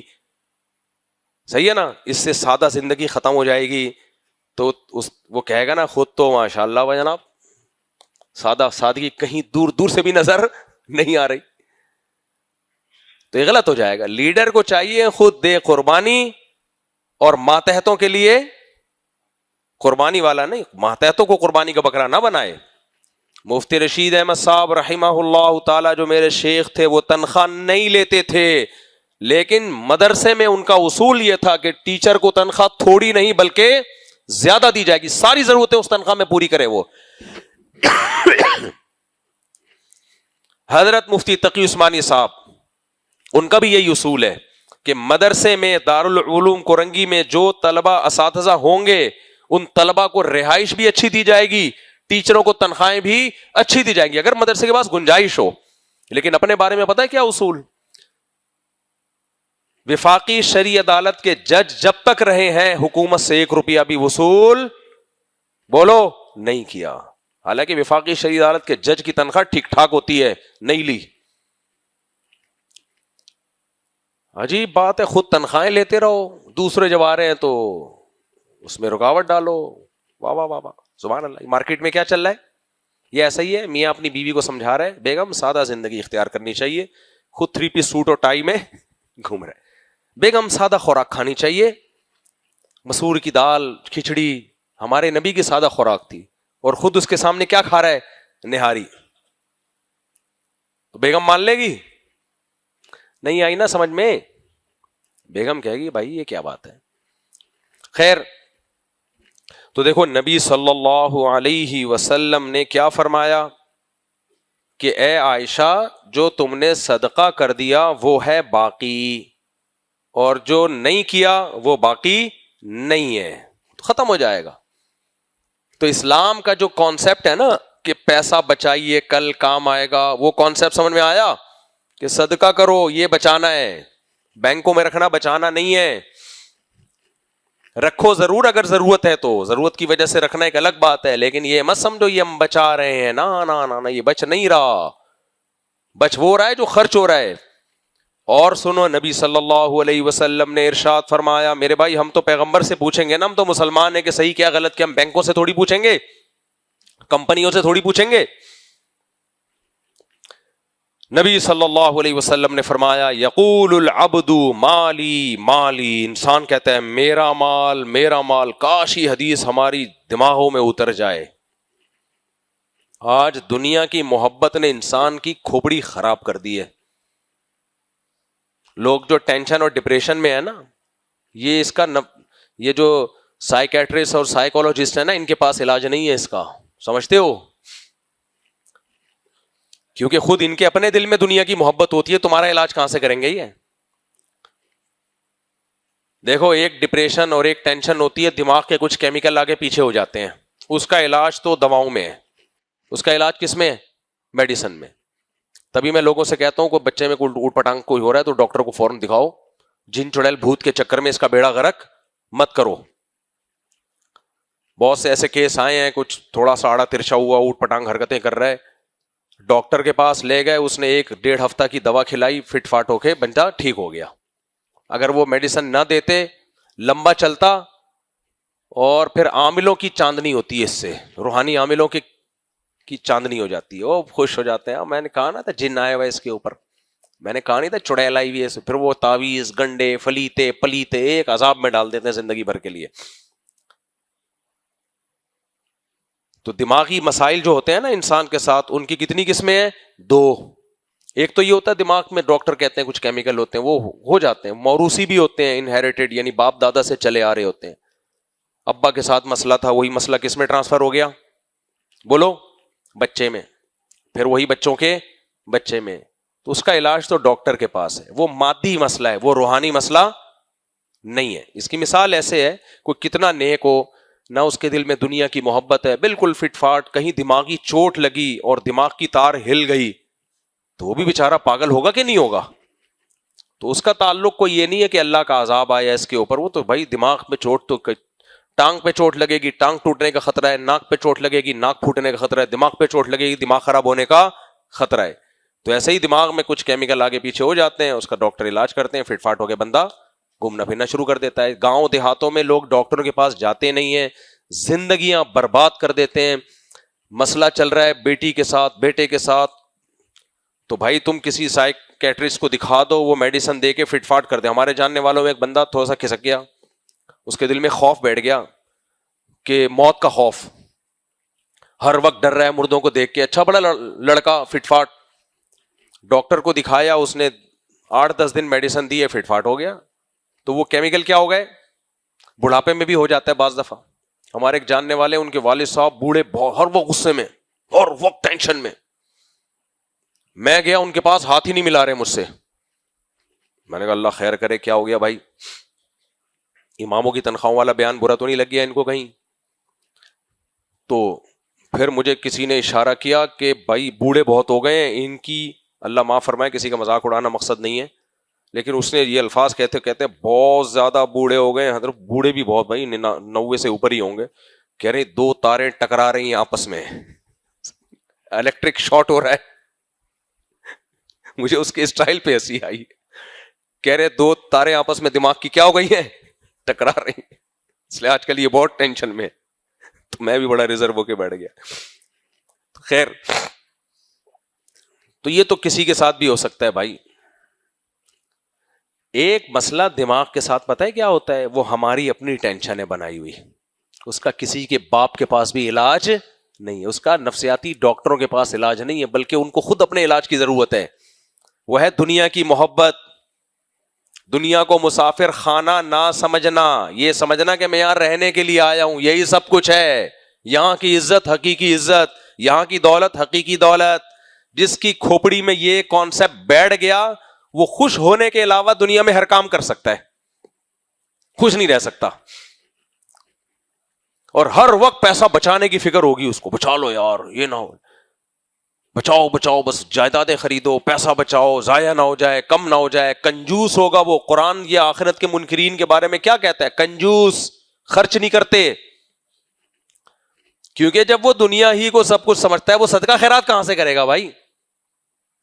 کرے گا بھی تو اتنا کہ تھوڑا سا, اور وہ بھی اس نیت سے تاکہ بلائیں ٹلیں, یعنی میری فیکٹری بالکل محفوظ ہو جائے. وہ اکثر واقعہ بتاتا ہوں نا, ایک دیندار, گیٹ اپ ان کا دینداروں والا, سفید کرتا آدھی آدھی پنڈلی تک پہنا ہوا, بڑی سفید ٹوپی, فٹ فاٹ, جوان آدمی, فیکٹریوں کا مالک, میرے پاس آیا, مفتی صاحب پتہ نہیں ٹینشن کیوں رہتی ہے مجھے. میں نے کہا تمہاری ایک بیوی, 2-3 بچے, تمہیں تو ٹینشن ہونی نہیں چاہیے. ہونی تو چاہیے لیکن تھوڑی ہونی چاہیے, یعنی ہونی نہیں چاہیے. تو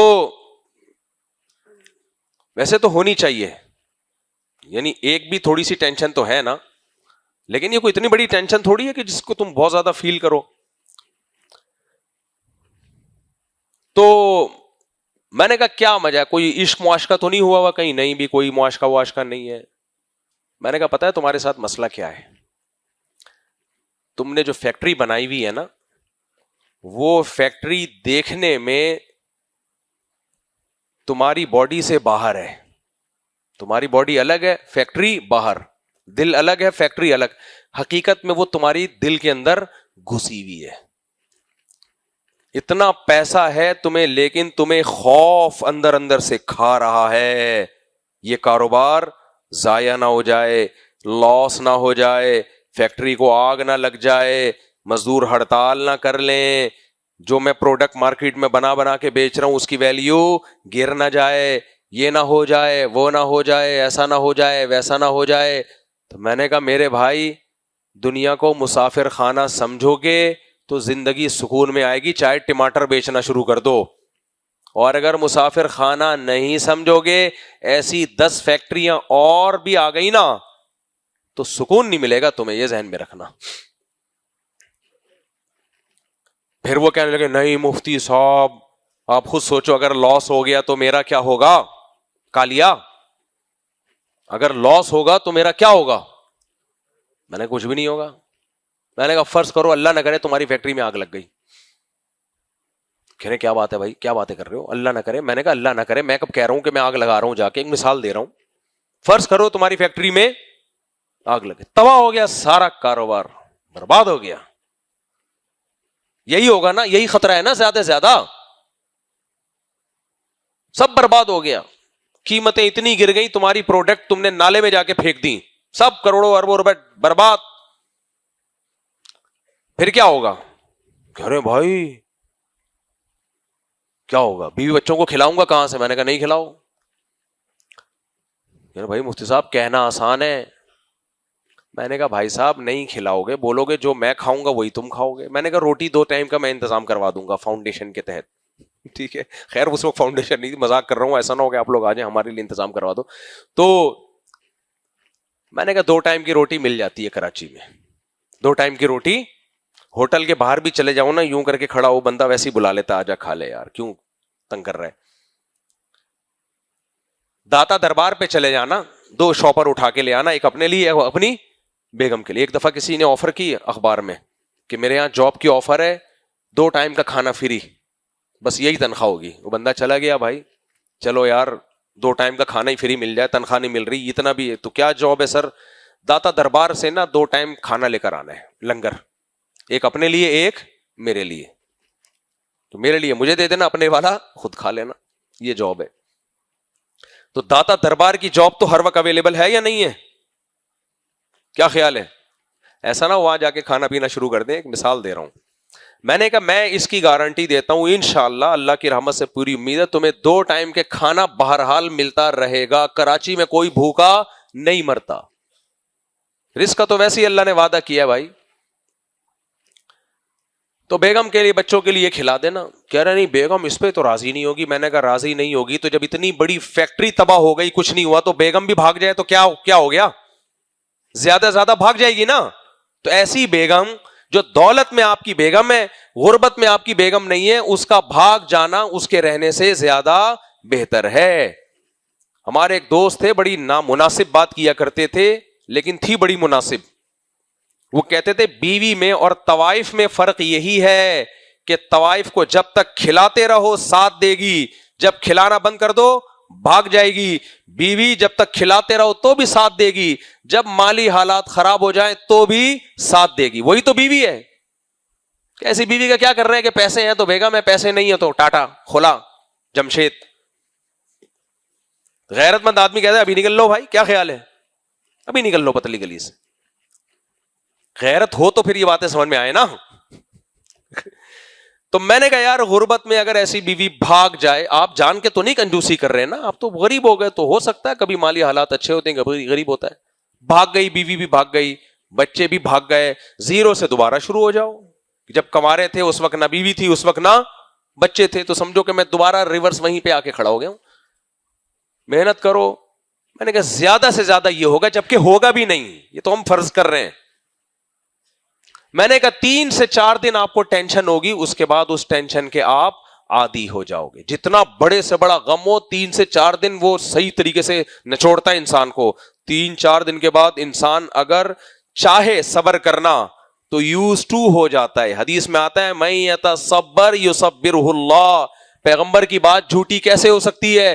نبی نے فرمایا جو چاہتا ہے کہ مجھے صبر ملے اللہ اس کو صبر دیتا ہے, جو چاہتا نہیں ہے وہ نہیں ہوتا صبر اس کو. صبر کرنا 3 کتنے بڑے سے, دیکھو عورت کا شوہر مر جاتا ہے 3 دن کتنا رو رہی ہوتی ہے, ہاں یہ ہو گیا, میتیں ہوتی ہیں 3 دن تک ہوتا ہے, چوتھے دن وہ کیفیت تھوڑی ہوتی ہے. بھائی مرحوم نے جانا تھا, اللہ نے اٹھا لیا, بس لکھی ہوئی تھی, کیا کر سکتے تھے, ہم سب نے جانا ہے. یہ باتیں خود ہی تسلی دے رہے ہوتے ہیں دوسروں کو. بڑے سے بڑا غم بھائی اگر برداشت کرنا چاہے 3 سے 4 دن میں سیٹ ہو جاتا ہے. تو میں نے کہا 3 دن تک چیخیں نکلیں گی, میرے پاس آ جانا, بیان سننا, شادیوں پہ بیان سننا, فٹ فاٹ ہو جاؤ گے دوبارہ. اس کے بعد وہ کنڈیشن نہیں ہوگی. تو میں نے جب اس کو اس طریقے سمجھایا تو کافی خوش ہو گیا, کہہ رہے یار آپ نے تو مسئلہ ہی حل کر دیا. آپ نے کیا کر دیا؟ میں نے کہا زیادہ سے زیادہ یہ ہو جائے گا میرے کو ٹماٹر بیچنا, پھر کیا خیال ہے ٹماٹر بیچنا. وہ کہہ رہے عزت نہیں ہوگی دنیا میں, تو عزت تو جن کی ہے مرنے کے بعد عزت دار اور بے عزت برابر ہو جاتے کہ نہیں ہو جاتے. میں نے کہا بھائی جتنے کیڑے ٹماٹر بیچنے والے کی لاش پہ ہوتے ہیں نا, فیکٹریوں کے مالکان کی لاش پہ بھی اتنے ہی کیڑے, بلکہ تھوڑے زیادہ ہی ہوتے ہیں, ان کو وہاں پروٹین زیادہ ملتے ہیں. ٹماٹر والے میں پروٹین کیڑوں کو کم ملتے ہیں. جتنا موٹا تازہ ہوگا کیڑے اتنے خوش ہوں گے. یہ دنیا ہے میرے بھائی, 2 ٹکے کی اس کی حیثیت نہیں ہے, تھوڑے دنوں کی بات ہے, کہانیاں ہیں. میرے پاس تو اتنے قصے ہیں نا, اتنے قصے ہیں. میں اکثر ایک بیان میں مثال دیتا ہوں. کراچی میں ایک بہت بڑے بلڈر تھے, بلڈنگیں بنانے والے, ارب پتی آدمی ہوگا وہ. مجھ سے ملاقات کا ٹائم لیا انہوں نے. میں نے کہا آ جاؤ بھائی. کہہ رہے میں آ نہیں سکتا, میرے گارڈ وارڈ یہ پروٹوکول بہت زیادہ ہے, مشکل ہو جائے گی, آپ تشریف لے آئیں کسی دن, بڑی نوازش ہوگی. اور ایک جگہ طے کر لی کہ وہاں مل لیتے ہیں, کوئی ضروری کام تھا. میں ڈیلے کرتا رہا, میری مصروفیات تھیں. تو چند دن کے بعد مجھے خیال آیا کہ چلو یار ٹائم دے دینا چاہیے. تو میں نے جنہوں نے جو بیچ میں واسطہ پڑا تھا, میں نے کہا ہاں ان کو ٹائم دے دے. کہہ رہے ان کا تو انتقال ہو گیا. میں نے کہا انتقال کتنا بڑا آدمی یار, انتقال, اتنے گارڈ وارڈ. کہہ رہے بیٹھے ہوئے اٹیک ہوا, دھڑام سے گر گئے, اور انا للہ و انا الیہ راجعون. ختم. سمجھ رہے ہو کہ نہیں سمجھ رہے؟ وہ جو کراچی کی بڑی بڑی بلڈنگیں بنائیں اور کانٹریکٹ پکڑے ہوئے تھے, کانٹریکٹ سائن کیے ہوئے تھے, 10 کروڑ کا یہاں کانٹریکٹ, 20 کروڑ کا یہاں کانٹریکٹ. اور آپ کا کیا خیال ہے جو اتنا مالدار آدمی ہوتا ہے وہ ECG وغیرہ کرا کے رکھتا ہے کہ نہیں رکھتا ہے بھائی؟ اس کے تو شوگر بھی ڈاکٹر آ کے خود ٹیسٹ کرتے ہیں کہ سر آپ کو زندہ رہنا آپ کے لیے بہت ضروری ہے, آپ کی شوگر بھی کنٹرول ہونی چاہیے, آپ کے کڈنی بھی. بلکہ ایسے لوگوں کو تو 20 لوگ کڈنی دینے کے لیے تیار ہوتے ہیں. سارے ٹیسٹ بھی پراپر ہو رہے ہوں گے, ایک ایک چیز کی کلیئر کی رپورٹ ہے بھائی. ہارٹ میں بھی کوئی مسئلہ نہیں, غم تو ہے ہی نہیں نا, کروڑوں روپے ہیں, غم کہاں سے ہو گیا میرے بھائی؟ لوگ کہتے ہیں نا پیسہ آئے گا تو غم ختم. بیٹھے بیٹھے سمجھ رہے ہو تھم انا للہ و انا الیہ راجعون. تو جو بیچ میں پڑے ہوئے تھے نا, میں نے ان سے کہا کہ یار اگر دنیا ہونا خوش قسمتی ہے تو ہم تو زیادہ خوش قسمت ہیں. ہمارے پاس اتنا پیسہ نہیں ہے لیکن ہم زندہ رہ گئے. تو بھائی یہ دنیا کی 2 ٹکے کی اللہ تعالیٰ ایسے ہی تھوڑی کہہ رہے ہیں متاع الغرور، دھوکے کا گھر ہے. اللہ معاذ اللہ غلط بات کہہ سکتا ہے؟ اللہ کہہ رہا ہے دھوکے کا گھر ہے، اس کو اتنا لفٹ مت کراؤ جتنا تم لوگوں نے کرا دیا ہے. دیکھو پیغمبروں نے پچھلی قوموں کو کیا نصیحت کی ہے، تتخذون مصانع لعلکم تخلدون، تم گھر ایسے بناتے ہو جیسے تم نے اس میں ہمیشہ رہنا ہے. حالانکہ اپنے پیسوں سے گھر بنا رہے تھے، چوری کے پیسوں سے نہیں بنا رہے تھے.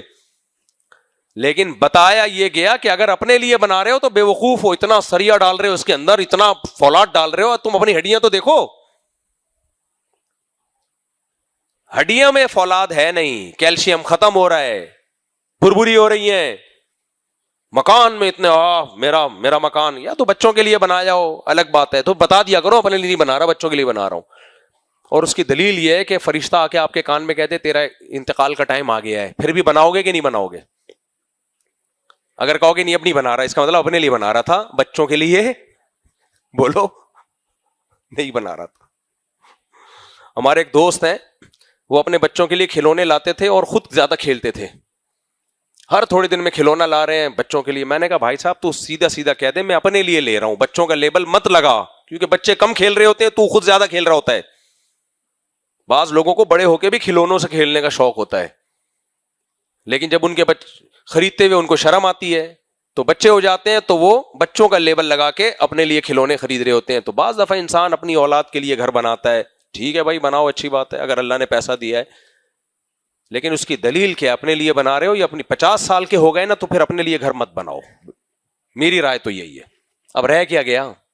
ہاتھی نکل گیا، دم رہ گئی بھائی، ہاتھی نکل گیا دم رہ گئی. 50 سال گزار دی، اب رہ کیا گیا؟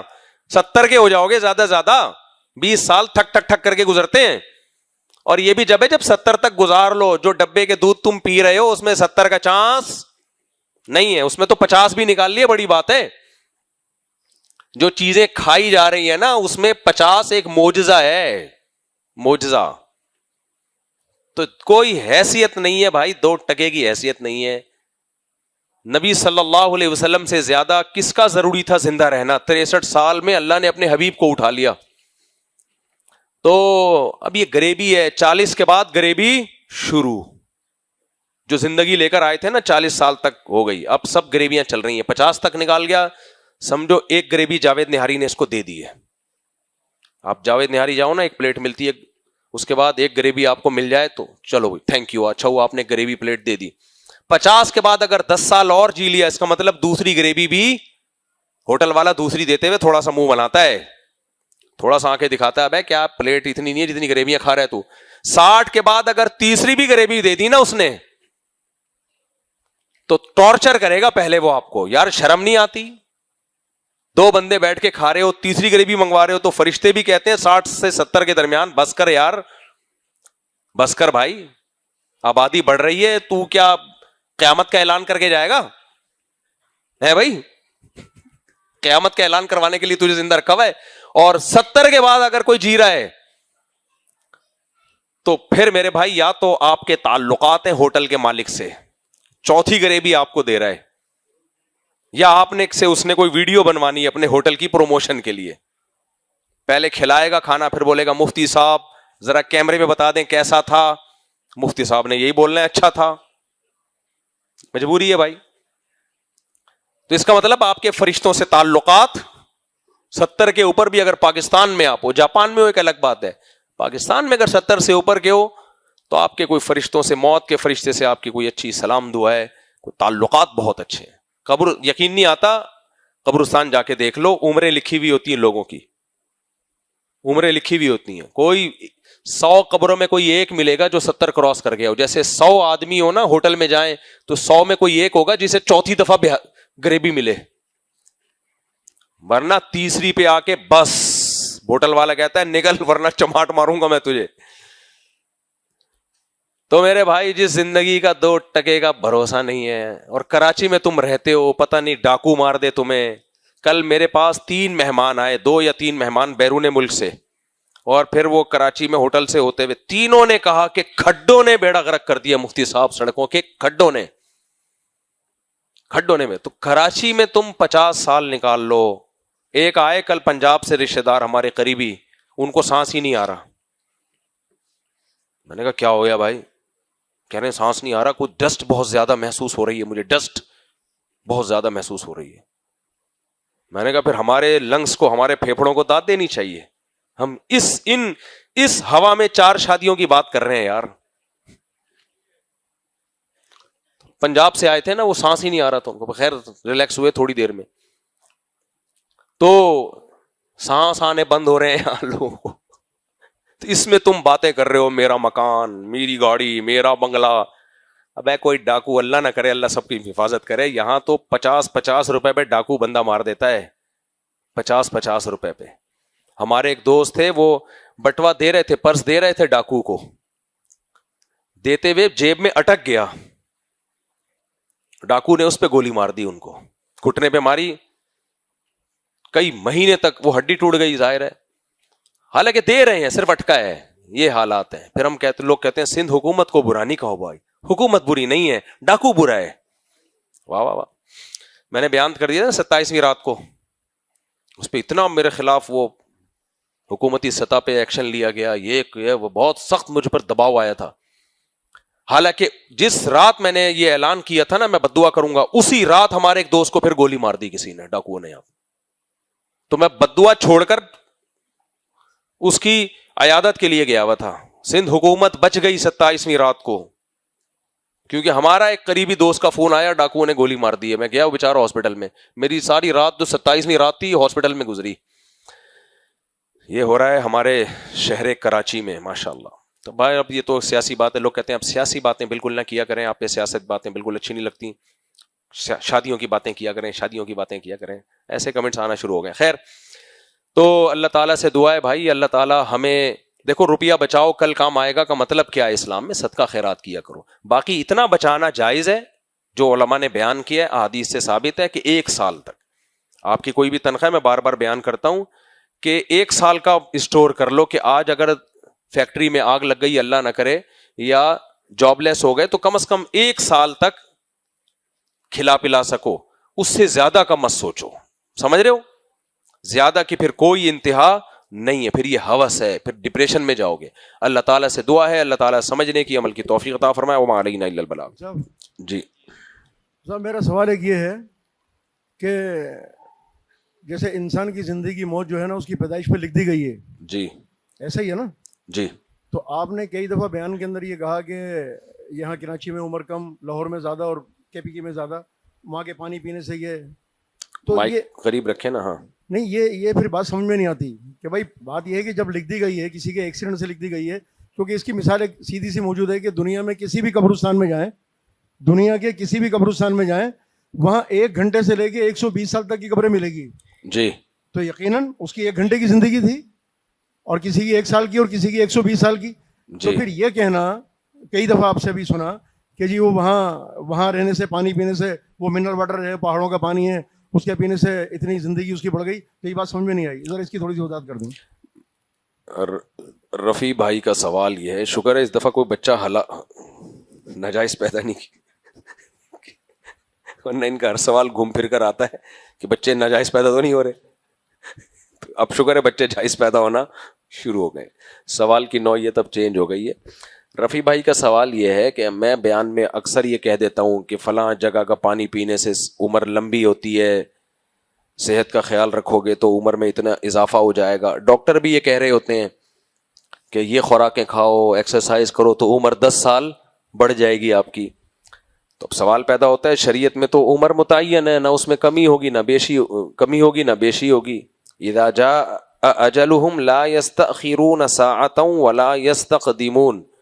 قرآن کہتا ہے جس کی جو موت لکھی ہوئی ہے نا, وہ جب ٹائم آئے گا تو 1 سیکنڈ بھی آگے پیچھے نہیں ہوگا, 1 سیکنڈ بھی. اور ہم 10 سال عمریں بڑھا رہے ہیں بھائی, 20 سال بڑھا رہے ہیں عمریں, اور قرآن کہہ رہے 1 سیکنڈ بھی نہیں بڑھ سکتی. تو اس کو خوب اچھی طرح سمجھیں. عمر جو اللہ کے علم میں انسان کی لکھی ہوئی ہے وہ تو واقعی کبھی بھی چینج نہیں ہو سکتی, زمین آسمان ادھر سے ادھر ہو جائے, لیکن وہ ہمیں نہیں پتا کہ کس کی عمر کتنی لکھی ہوئی ہے. ہم جب یہ بات کرتے ہیں تو اپنے ظاہر کے حساب سے کر رہے ہوتے ہیں, ظاہر کے حساب سے جو ہمیں نظر آ رہا ہوتا ہے, ہمارے تجزیے اس کے حساب سے ہوتے ہیں. اس کی میں ایک مثال دیتا ہوں. ڈاکٹروں نے کسی کا میڈیکل ٹیسٹ کیا, دیکھا ہر چیز اوکے ہے, تو ڈاکٹروں نے کہا کہ بھائی یہ بندہ 100 سال تو نکال لے گا, اور بندے کی عمر ہے ابھی 40 سال. ڈاکٹر نے کیا کہا, یہ بندہ 100 سال سے پہلے نہیں مرے گا. اگلے دن کسی نے, زید نے آ کے اس کو ٹھا کر کے جان سے مار دیا. اب ہم ڈاکٹر کو پکڑ رہے ہیں کہ یار آپ نے تو بولا تھا کہ 100 سال سے پہلے مرے گا نہیں, یہ تو 41 سال میں ہی مر گیا. ڈاکٹر کیا کہے گا, بھائی میں نے ظاہری اعتبار سے کیلکولیشن کی, جو انسان کے ایک تجزیہ ہوتا ہے, اس تجزیے کے اعتبار سے میں نے کہا تھا کہ 100 سال تک جیے گا, مجھے کیا پتا کوئی بندہ آگے اس کو جان سے مار دے گا. اب اللہ کے علم میں تو یہ تھا نا کہ کوئی بندہ آ کے اس کو مار دے گا, اس نے 40 سال سے زیادہ جینا ہی نہیں ہے, ناممکن ہے. لیکن یہ تو اللہ کے علم کی بات ہے نا, ہمیں تھوڑی پتا ہے. ہم ظاہر میں کیا کہیں گے کہ یہ بندہ 100 سال جیے گا کیونکہ صحت ایسی رکھی ہوئی ہے اس نے. اب اس دوران حادثے ہو جاتے ہیں, کوئی ٹرک کے نیچے آ کے مر جاتا ہے, کوئی بجلی کے کھمبے سے چپک کے مر جاتا ہے, یا کوئی وبا پھیلتی ہے تو بڑے بڑے صحت مند لوگ بھی نکل جاتے ہیں اس میں. تو ہم جب یہ بات کرتے ہیں نا, یہ کام کرنے سے عمر 10 سال بڑھ جاتی ہے, تو اپنے علم اور اپنے ظاہر کے لحاظ سے کر رہے ہوتے ہیں.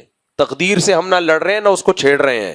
وہ اللہ کا علم ہے, وہ اللہ ہی کے پاس رہے گا, اس میں ہمیں نہ چھیڑ چھاڑ کی اجازت ہے, نہ ہم اس کے بارے میں کوئی تبصرہ کر سکتے ہیں.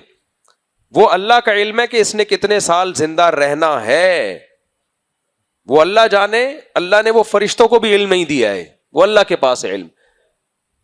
ہمیں وہ علم جب پتا چلتا ہے جب بندہ مر جاتا ہے. مرنے کے بعد ہم یہی کہیں گے اس نے اتنا ہی جینا تھا, اس سے 1 سیکنڈ بھی آگے اور 1 سیکنڈ پیچھے اس کی زندگی نہیں ہو سکتی تھی. کام سے پہلے وہ علم ہمارے پاس تھوڑی ہوتا ہے. اسی وجہ سے دیکھو, جس کی عمر 40 سال ہے, اللہ کے علم میں تھا کہ یہ 41 سال میں مر جائے گا, ڈاکو آ کے اس کو مار دیں گے. لیکن وہ کیا کرتا ہے, وہ اپنی صحت بنانے کی فکر میں لگا ہوتا ہے کہ میں 100 سال جیوں گا, ڈاکٹروں سے مشورے لے رہا ہوتا ہے. اب 41 سال کا ہوا, کسی نے مار کے چلا گیا کوئی اس کو. اب لوگ کہیں گے بے وقوف آدمی اپنی زندگی کی کوشش کر رہا تھا, تقدیر میں تو 41 سال لکھے ہوئے تھے, اور یہ بے وقوف آدمی 100 سال تک کی کوشش کر رہا تھا جینے کی. تو ہم کہیں گے بھائی یہ کیوں بے وقوف ہے, اس کو کیا پتا تھا کہ میری تقدیر میں 41 سال لکھے ہوئے ہیں, یہ تو یہی سمجھ رہا تھا جیسے باقی لوگ جیتے ہیں میں بھی جی لوں گا. تو تقدیر خالصتاً اللہ کے علم کا نام ہے, وہ اللہ پہ ہی چھوڑ دینا چاہیے. ہم جو معاملات ہوتے ہیں وہ ظاہری اعتبار سے ہی ہم ان معاملات سے نمٹتے ہیں, اور ہمارے تبصرے بھی اسی اعتبار سے ہوتے ہیں, اور ہمیں پلاننگ بھی اسی اعتبار سے کرنی ہے, تقدیر کو سامنے رکھ کے نہیں کرنی. تقدیر کے عقیدے کا فائدہ جب اٹھایا جائے گا جب کام ہو جائے, تو تسلی کے لیے پھر یہ کہا جائے گا کہ بھائی اب کیا رونا دھونا, اللہ کے علم میں تو یہی تھا کہ یہ اتنے سال زندہ رہے گا, تو ہم تو اپنے علم کے حساب سے پلاننگ کر رہے تھے, ہمیں اللہ کا کیا پتا تھا. لیکن جب مر گیا تو اس کا مطلب بھائی یہی ہے کہ بس اللہ کے علم میں یہی تھا, ہم صبر کریں گے, کیونکہ اللہ سے کوئی لڑ نہیں سکتا. ایک منٹ, اللہ سے کوئی لڑ نہیں سکتا. اس کی اور آسان مثال میں دیتا ہوں کہ زید نے فرض کرو بکر کو قتل کر دیا, 40 سال کا بھی جوان تھا, بکر اس کو جان سے مار دیا. ہم زید کو چھوڑیں گے یا پکڑیں گے؟ بولو. پکڑیں گے. ہم نے زید کو لے آئے سولی پہ لٹکانے کے لیے, یہ بندوق یہاں رکھ دی, تجھے بھی قصاصاً قتل کیا جائے گا. زید ہمیں جواب میں کہے گا کہ دیکھو بکر نے 40 سال میں مرنا تھا یا نہیں مرنا تھا, تم تو خود کہتے ہو موت 1 سیکنڈ بھی آگے پیچھے نہیں ہو سکتی, تو میں نے تو اس کو اسی ٹائم پہ مارا ہے جس ٹائم پہ اس نے مرنا تھا, جو لکھی ہوئی تھی اس کی. تو میں نے کون سا ظلم کیا اس کی؟ تو خود تو تم لوگ کہتے ہو کہ 40 سال یعنی جو بھی عمر جس کی لکھی ہوئی ہے وہ اس سے آگے پیچھے نہیں ہو سکتا, تو میں نے کون سا کام کر دیا ہے؟ وہ مرنا تھا تو میں نے مار دیا, تو یہ تو ہونا تھا. آپ جواب میں کیا کہو گے؟ زید کو چھوڑ دو گے آپ اسے پتہ ہے کیا کہو گے؟ آپ بولو گے ٹھیک ہے, یہ تو مرنے کے بعد ہمیں پتا چلا کہ اس نے اتنا ہی زندہ رہنا تھا, تجھے کس نے پہلے بتا دیا تھا کہ 40 سال کے بعد یہ زندہ نہیں رہے گا؟ تیرے علم میں تو یہی تھا کہ جوان آدمی ابھی مزید زندہ رہے گا, اور تو نے اپنے علم کے مطابق کام کیا اس سے زندگی کا حق چھینا ہے. یہ تو اللہ جانے کہ اللہ کو پتا تھا کہ زید نام کی آدمی آ کے اس کو قتل کرے گا, یہ تو اللہ کو پتا تھا نا, تجھے تھوڑی پتا تھا. تو تجھے جو قیامت کے دن سزا ملے گی اور دنیا میں سزا ملے گی وہ تیری معلومات کے حساب سے ملے گی, وہ تقدیر کے حساب سے نہیں ملے گی. اور اگر یہ دلیل اس کی سمجھ میں نہ آئے تو ایک اور دلیل دیں, اس سے کہیں ٹھیک ہے بکر کی قسمت میں لکھا ہوا تھا کہ 40 سال کے بعد مر جائے گا، اور مارنے کے بعد پتا چلا تو ہم اب تجھے بھی مار دیں گے، ہم پہ بھی کوئی الزام نہیں ہے، کیونکہ جب گولی تیرے سر سے گزرے گی تو پتا چل جائے گا تو نے بھی اتنی عمر میں مرنا تھا، تو جس دلیل کی بیس پہ تو نے اس کو مارا ہے اسی دلیل پہ دشیاؤں۔ چلو بھائی، آپ نے زید کو بھی اڑا دیا، اب اس کے رشتہ دار آ رہے ہیں، ہائے ہائے ہائے ہائے ہمارا بندہ مار دیا، تو آپ کہیں کوئی نہیں مارا، اتنے ہی دن اس کی زندگی تھی، اس سے زیادہ اس نے جینا تھا ہی نہیں، کیا خیال ہے بھائی؟ تو ہم نے کون سا غلط کام کیا؟ تبھی قرآن کہتا ہے جب یہ مجرمین قیامت کے دن آئیں گے اور کہیں گے کہ اے اللہ ہم شرک، تو ہمارے باپ داداؤں نے شرک کیا، ہم نے بھی شرک کیا، تو چاہتا تو ہمیں شرک سے بچا لیتا، زبردستی بچا لیتا، تو اللہ کیا کہیں گے؟ حل عندکم من علم فتخرجوہ لنا، کیا تمہارے پاس پہلے سے نالج تھی کہ تمہاری قسمت میں شرک لکھا ہوا ہے؟ یہ تو مجھے پتا تھا نا تم شرک کرو گے، تمہیں تھوڑی پتا تھا، تم نے تو اپنے اختیار سے ایک جرم کیا ہے۔ تو اس لیے عمر تو اللہ کے علم میں نہ ایک سیکنڈ بھی کسی کی موت کا وقت نہیں ٹلتا، لیکن وہ اللہ کو پتا ہے، وہ مجھے اور آپ کو نہیں پتا، تو ہم نے ظاہری اسباب اختیار کرنے ہیں۔ ایک بات تو یہ، دوسری بات یہ کہ تقدیر میں یہ پہلے سے لکھا ہوا ہوتا ہے کہ یہ لوگ چشمے کا پانی پیئیں گے، 100 سال جئیں گے، اللہ کے علم میں تقدیر میں لکھا ہوتا ہے، اور یہ کراچی کے نل کے کھولیں گے، پہلے ہوا آئے گی، اس کے بعد گٹر کا پانی آئے گا، اس کے بعد گٹر کا ملا ہوا پانی آئے گا، اور یہ گھونٹ بھر بھر کے پیئیں گے، اور 40 بھی بمشکل کراس کر پائیں گے۔ تو یہ بھی تو اللہ نے لکھا ہوا ہوتا ہے، اللہ کے علم میں ہوتی ہے یہ بات۔ جاپان کے لوگوں کی عمریں لمبی ہیں، کیوں لمبی ہیں؟ کیونکہ دنیا کو اللہ نے اسباب سے جوڑا ہوا ہے۔ اللہ کو پتا ہے پہاڑی لوگ ہیں، بوائل چیزیں کھائیں گے، تیل ویل کوکنگ آئل نہیں کھائیں گے، تو یہ سب چیزیں پہلے سے اللہ کے علم میں تھیں کہ یہ لوگ نہیں کھائیں گے، لہذا 100 سال جئیں گے، اور یہ کمبخت برگر پیزے کھا کھا کے دھماکوں سے پھٹیں گے، تو اللہ نے پہلے لکھا ہوا ہے فرشتوں کو 30 سال سے زیادہ نہیں لکھنا، صحیح ہے، یہ 30 میں مرے گا۔ اور یہ بھی لکھا ہوتا ہے کراچی میں رہے گا، کتنی اچھی صحت ہو، کتنے چشموں کا پانی پی لے، بہترین، لیکن چونکہ یہاں کی حکومت امن و امان قائم کرنے میں ناکام، اور یہ لوگ پھر امن کی کوشش بھی نہیں کریں گے، اپنے حقوق کے لیے نکلیں گی بھی نہیں، لہذا کوئی 20 میں مرے گا، کوئی 25 میں مرے گا، کوئی کچھ تو پیدا ہونے سے پہلے مر جائیں گے۔ کیوں مریں گے؟ پریگننسی میں عورت جائے گی ہاسپٹل، اور سڑکوں کے کھڈے اس کے حمل کو راستے میں گرا دیں گے۔ تو جیسے کرتوت ہوتے ہیں نا، اس حساب سے عمریں اللہ نے پہلے سے ہم لوگوں کی بولو لکھ دی ہوتی ہیں، کرتوتوں کے حساب سے۔ جہنم بھی تو کرتوتوں کے حساب سے لکھی، تقدیر میں صرف یہ تھوڑی لکھا ہے کہ یہ اتنے سال جئیں گے۔ جنت جہنم بھی پہلے سے تقدیر میں لکھی ہوئی ہے، اللہ نے لکھا ہوتا ہے یہ کمبخت کا مجھے پتا ہے یہ نالائق برائیاں کرے گا اور جہنم میں جائے گا، اور یہ اچھائیاں کرے گا اور جنت میں جائے گا۔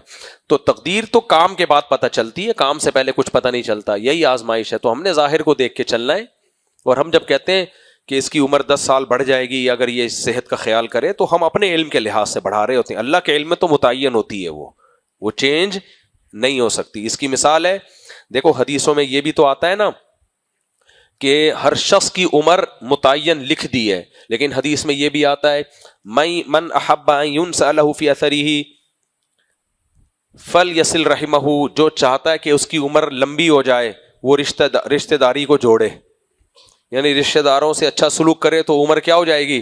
بڑھ جائے گی۔ اب ایک طرف قرآن کہہ رہا ہے عمر تو بڑھتی نہیں ہے، دوسری طرف حدیث میں آ رہا ہے یہ اچھا کام کرو تو عمر بڑھ جائے گی۔ تو مطلب یہی ہے کہ ہمارے لحاظ سے عمر بڑھ جائے گی، اللہ کے علم کے لحاظ سے عمر نہیں بڑھے گی، کیونکہ اللہ نے لکھا ہوتا ہے کہ ویسے یہ 50 میں مرے گا، چونکہ رشتہ داروں سے اچھا سلوک کرے گا تو اس کی عمر میں 60 کر دوں گا، تو پہلے سے اللہ نے کر دی ہوتی ہے، کیونکہ اللہ کو پتا ہوتا ہے رشتہ داروں سے اچھا سلوک کرے گا، تو وہ رشتہ داروں سے اچھے سلوک کی وجہ سے 10 نمبر گریوی میں مل رہے ہوتے ہیں اس کو ایج کے۔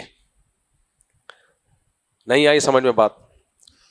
دیکھو اللہ نے اس کے بارے میں لکھا ہوتا ہے یہ 50 سال میں مر جائے گا کسی کے بارے میں، لیکن اللہ کو پتا ہے کہ یہ مرے گا تو 50 سال میں، لیکن رشتہ داروں سے اچھا سلوک بھی کرے گا، تو فرشتوں سے کہا ہوتا ہے 10 سال اس کے ڈال دو الگ سے۔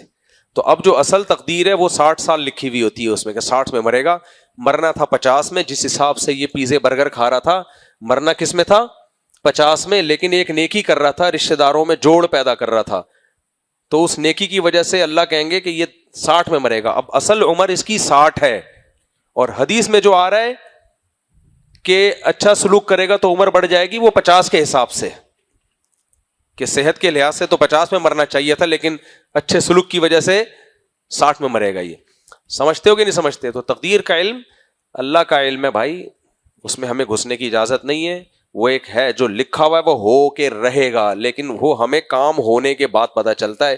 تو کام ہونے کے بعد پھر یہ تبصرے کیے جائیں گے, بھائی مرحوم کی لکھی ہوئی تھی اتنے میں ورنہ تھا, برونے دھونے سے کیا کرنا ہے, بس چلے گا. بس اللہ مغفرت فرمائے, درجات بلند فرمائے. ایک اسی زمانے میں ایک سوال ہو رہا ہے, جیسے ابھی آپ نے فرمایا تھا کہ جو پرس نکالنے میں تھوڑا سا اٹک گیا تو اس نے گولی مار دی, تو اسی طرح بہت سارے واقعات ایسے ہوئے ہیں. میرے دماغ کے دوست ہے ینگ, اپنی بیوی بچوں کو آئس کریم کھلانے لگی گیا گلچن میں, اس کے کوئی ٹانگ میں کھجلی ہوئی ہوگی, اس نے ذرا سا ہاتھ نیچے کیا, وہ سمجھا ریوالور نکالا ہے, اس نے بھی گولی مار دی.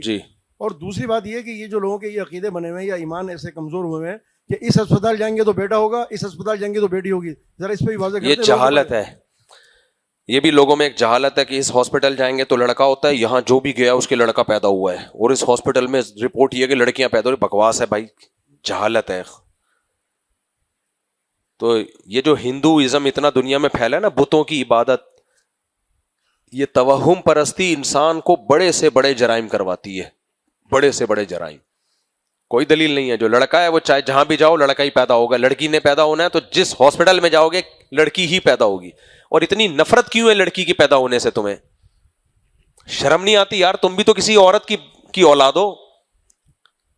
ادھر جاؤ لڑکا ہو جائے گا تو ادھر نہیں جاؤ لڑکی نہ ہو جائے یار, لڑکیاں 100 لڑکیاں ہو جائیں, کیا ہے اس میں؟ ہندو بن جاؤ. میرا خیال ہے مجھے ایسے مسلمانوں پہ بڑا غصہ آتا ہے, کمبختوں سارے کام تم ہندوؤں والے کر رہے ہو, غیر مسلم والے کر رہے ہو. منافقت چھوڑ دو, منافقت چھوڑ دو. یہب لمن یشاء اناثا, اللہ کہتے ہیں جس کو چاہتا ہوں بیٹیاں گفٹ میں دیتا ہوں. جس کو خدا گفٹ کہہ رہا ہے اس پہ تمہارا منہ سڑ رہا ہے, تمہارے منہ سے دھواں نکل رہا ہے, بے شرمو. مجھے غصہ اس لیے آ رہا ہے, میں نے روتے ہوئے دیکھا ایک عورت کو, بتایا گیا بیٹی پیدا ہوئی, رو پڑی, میرا دل کر رہا تھا اس کو لگا کے چماٹ ماروں سالی کو. بے غیرت, بے شرم, تجھے اپنی پیدائش پہ بھی پھر شرمندہ ہونا چاہیے, میں کیوں پیدا ہوئی تھی. تو یہ غیر مسلموں کا کام ہے. جب آخرت کا انکار ہوگا نا تو بڑے سے بڑا جرم بھی انسان کے لیے حلال ہو جائے گا. یہ سارے آخرت کے منکر لوگ ہیں, بے ایمان لوگ ہیں جو خدا پر ایمان نہیں رکھتے. سب ان بے ایمانوں کا کام ہے. یہ نسل روکنا بھی بے ایمانوں کا کام ہے کہ کھانا لے میرے پیسے. یہ اپنی اولاد کو روک رہا ہے. دیکھو اگر روک رہا ہے, صحت کا ایشو ہے, تم سے سنبھل نہیں رہے بچے, روک لو. شریعت میں اچھا کام تو نہیں ہے, لیکن کوئی فرض واجب نہیں ہے شریعت میں نسل بڑھانا. ترغیب ہے نسل بڑھاؤ بھائی, لیکن اس بیس پہ روک رہا ہے نا کہ میرا پیسہ کھائے گا. تو تم سے بڑا بے شرم دنیا میں کوئی نہیں ہے. کمبختو, تمہیں خدا نے پیدا کیا, تمہاری ماں کی چھاتی میں دودھ پیدا کر کے بتا دیا کہ تمہارا رزق میرے ذمہ ہے, تو تمہاری اولاد کو کیسے خدا بھول جائے گا؟ یہ مادہ پرست لوگ ہیں جو کہتے ہیں ہم بندر کی اولاد ہیں. ان کا کام ہے کہ آٹومیٹیکلی ہو رہا ہے سارا کام, خود بخود بچے مارکیٹ میں آ رہے ہیں تو ان کی روزی کی ہمیں فکر کرنی ہے. یہ وہ جو بندر کی اولادیں ہیں نا, ڈاروین کی تھیوری سے متفق ہیں, یہ ان کی سوچ ہے. جو خدا کو مانتے ہیں وہ کہتے ہیں بھائی آٹومیٹیکلی کچھ بھی نہیں ہوتا, بچہ ادھر مارکیٹ میں آیا, ادھر ماں کی چھاتی میں دودھ پیدا ہوا, یہ اس کی علامت ہے, اس کا رزق کس کے ذمہ ہے؟ اللہ کے ذمہ ہے. آپ کہہ سکتے ہو مادہ پرست بڑا کمینہ ہوتا ہے. وہ پھر کہے گا دودھ ہی آ رہا ہے نا, اسکول کی فیسیں تھوڑی آ رہی ہیں, بچے کو خالی دودھ چاہیے. ابے بے غیرت, خدا نے دودھ پیدا کر کے دکھا دیا ہے کہ اس وقت اس کی بنیادی ضرورت دودھ ہے, بہترین دودھ پیدا کروں گا میں. اس کا مطلب جو اس کی بنیادی ضرورت ہے وہ کس کے ذمہ ہے؟ میرے ذمہ ہے. لیکن ان کمینوں کو کہاں عقل آئے گی, مادہ پرستوں کو. تبھی یہ دنیا میں ڈپریشن سے مرتے ہیں بے غیرت. مولوی ڈپریشن لیس ہوتا ہے, میں نے دیکھا ہے, میں نے خوش صرف مولویوں کو دیکھا ہے, صرف مولویوں کو میں نے خوش دیکھا ہے. صحیح ہے نا؟ کبھی آؤ تم بھی, کبھی مولوی بنو, دے لائف انجوائے کرو گے. جیب میں دھیلا نہیں ہوگا پھر بھی خوش ہوگا. یہ جو تمہیں بہت سے مولوی لگتے ہیں نا, بہت پیسہ ہے, بیچاروں کو ہوتا نہیں ہے. شکل اچھی ہوتی ہے جس کی وجہ سے پیسے نور ہوتا ہے چہرے پہ, خوشی ہوتی ہے اس لیے لگ رہا ہوتا ہے بڑی دولت ہے. کبھی اپنے آپ کو غریب دکھاتے نہیں ہیں دنیا کے سامنے, لگتا ہے ہوتے کچھ بھی نہیں ہے. تو شکل پہ چہرے پہ ان کے خوشی ہوتی ہے اس لیے. اور یہ مادہ پرست ہوتے ہیں, اتنی ہزار گز کے بگلے ہیں کم بختوں کے, بچہ پیدا نہیں ہو رہا کہ جائیداد میں شریک ہو جائے گا, کھلائیں گے کہاں سے؟ کمبخت, تو سریا دیکھ تو نے اس میں کتنا ڈالا ہے اس گھر میں. جتنے کا تیرا بیت الخلا ہے نا غریب آدمی کا, تو گھر بھی اتنے کا نہیں ہوتا. اور 2 بچے, ایکچولی وہ بچوں کو ایکچولی پالنا بڑا مشکل ہے آج کل, اکنامیکلی بڑے ایشوز ہیں, اکنامیکلی ٹوپی ڈرامہ رکھ کے چماٹ مارو. تو میں کہتا ہوں ان پر دنیا میں پھٹکار ہے. 1000 گز کے کمبختوں تمہارے بنگلے ہیں, اس میں رہنے کے لیے بندہ ہی نہیں ہے, نہ تمہاری بہو ہے, نہ تمہارے داماد ہیں, نہ تمہارے پوتے ہیں, نہ تمہارے نواسے ہیں. کتا لے کے گھوم رہے ہو تم. یہ کتا پن ہے یا نہیں ہے؟ تو اللہ کا شکر ہے, اللہ نے ہمیں مولوی بنا دیا بھائی, ہم تو بڑے خوش ہیں. سیدھی جب میں آ رہا تھا بڑا ڈر رہا تھا, پتہ نہیں مولوی بن کے کیا ہو جائے گا. تو جب آئے تو ہم نے کہا بھائی یہی زندگی ہے بھائی, اصل تو یہی. آپ مولوی نہ بنو, انسان کے بچے تو بن جاؤ یار, مسلمان تو بنو. تو یا تو اللہ کا انکار کر دو, ڈاروین کی تھیوری پہ آ جاؤ, ہم سب بندر کی پیداوار ہے, خدا بدا کچھ بھی نہیں ہے معاذ اللہ, سب آٹومیٹیکلی چل رہا ہے. اور اگر خدا کو مانتے ہو تو یار خدا کہہ رہا ہے میں تمہیں بیٹی دے رہا ہوں تو گفٹ ہے. گفٹ پہ کوئی کمبخت رو رہا ہے تو چماٹ بنتا ہے کہ نہیں بنتا؟ آپ کو کوئی سونے کی انگوٹھی لا کے گفٹ کرے, آپ رو رہے ہو, آپ بولے گے یار تو علاج کرا اپنا. اور دینے والا غیرت مند ہو, دینے والا کیا ہو؟ غیرت مند. غیرت مند آدمی اپنے گفٹ کی بے قدری برداشت کرے گا؟ بولو. میں آپ کو گفٹ دوں سونے کی انگوٹھی, آپ رو رہے ہو ہائے ہائے ہائے کیا دے دیا کیا دے دیا, میری تو بڑی غیرت آئے گی بھائی, یار ہمارے گفٹ کا تو مذاق اڑا رہا ہے یار. تو گفٹ دے رہا ہے خدا اور تو کہہ رہا ہے یہ کیا ہو گیا؟ روک رہے ہیں. 3 بیٹیاں ہو گئیں, مفتی صاحب میں بچہ رکوا لوں, بیٹی نہ ہو جائے, یہ آ رہے ہوتے میرے پاس, میں بڑا ضبط کر کے کہتا ہوں کہ بچہ نہیں روک سکتے تم. کہہ رہے ہیں بھائی وہ IVF کے ذریعے جینڈر سلیکٹ کر لیں لڑکا. میں نے کہا بھائی اللہ کو پہ چھوڑو یار, کیوں لڑکا لڑکی کی فکر میں لگ گئے ہو, جو دے دے قبول کر لو. خدا نے عذاب بنانا ہوگا نا, لڑکوں کو تمہارے لیے عذاب بنائے گا, جوتے لگائیں گے تمہارے سر پہ. میں نے دیکھا ہے منتیں مان کے بیٹے پیدا ہوئے, ان شراب پی رہے ہیں, ڈاکو بنے ہوئے ہیں, چور بنے ہوئے ہیں, ماں باپ دعائیں کر رہے ہیں اللہ کر یہ مر جائے کسی طریقے سے. تو جب خدا کے گفٹ کا مذاق اڑاؤ گے نا تو غضب کس کو آئے گا؟ اللہ قرآن میں کہہ رہا ہے کہ جس کو چاہتا ہوں بیٹیاں, یہ ہبا, ہبا عربی میں گفٹ کو کہتے ہیں, گفٹ دیتا ہوں. اس گفٹ پہ تمہارا منہ بن رہا ہے, سڑ رہا ہے منہ تمہارا, تو بغیر تو نہیں بولوں گا تو کیا بولوں گا؟ بے شرم, بڑی بے شرمی کی بات ہے. یہ پوچھا بھی نہیں کرو مجھ سے نا یہ مسئلہ, 3 بیٹیاں پیدا ہو گئی تو نسل روک لوں. ویسے ہی روک لے بھائی, تیرے کو نہیں چاہیے بچے, کہ شریعت میں بچے پیدا کرنا فرض نہیں ہے, یہ ذہن میں رکھو. میں شریعت کا مسئلہ نہیں چینج کر سکتا, آپ کی مرضی, آپ ایک بچہ بھی نہ پیدا کرو, اپنا بڑھاپے میں کتے رکھو. آپ کو جو آپ کو دنیا میں ہی سزا مل جائے گی اس کی, کتے لے کے گھومو گے, نہ تمہاری بہویں ہوں گی, نہ داماد ہوں گے, نہ کچھ بھی نہیں ہوگا, کتا ہوگا تمہارے پاس. انگریزوں کے پاس یہی ہے, بڈھی عورت کے پاس ایک کتا ہوتا ہے, بڈھے کے پاس ایک کتا ہوتا ہے. انجوائے کر رہے ہیں لائف کو. یہ کتا پن ہے یا نہیں ہے؟ کتا پن ہے یار, اور اس سے بڑا کیا کتا پن ہوگا؟ کتا مر جائے تو رو رہے ہیں, کتے کو ہاسپٹل میں لے کے جا رہے ہیں. ابے نانے کے لے کے جاؤ, دادا کو لے کے جاؤ, دعائیں لو. کتا دعائیں بھی نہیں دیتا, بہو بہو کرتا ہے. کتا رکھو, وفادار جانور ہے, حفاظت کے لیے جانور ہے, انسان نہیں ہے وہ. جانوروں سے فائدہ لینے کا ہمیں حکم ہے, تو فائدہ لو, پرندوں کی حفاظت کرو کتوں سے, مرغیوں کی حفاظت کرو کتوں سے. چور ڈاکو کا خطرہ ہے, کتا رکھ لو, وفاداری کرے گا, اتنا ٹھیک ہے. فیملی ممبر بنانے کی ضرورت بولو نہیں ہے. فیملی ممبر نہیں بناؤ کتے کو, ہے وہ کتا ہی. اور یہ کتے کو فیملی ممبر وہ بناتے ہیں جن کے پاس انسان پالنے کے لیے نہیں ہوتے.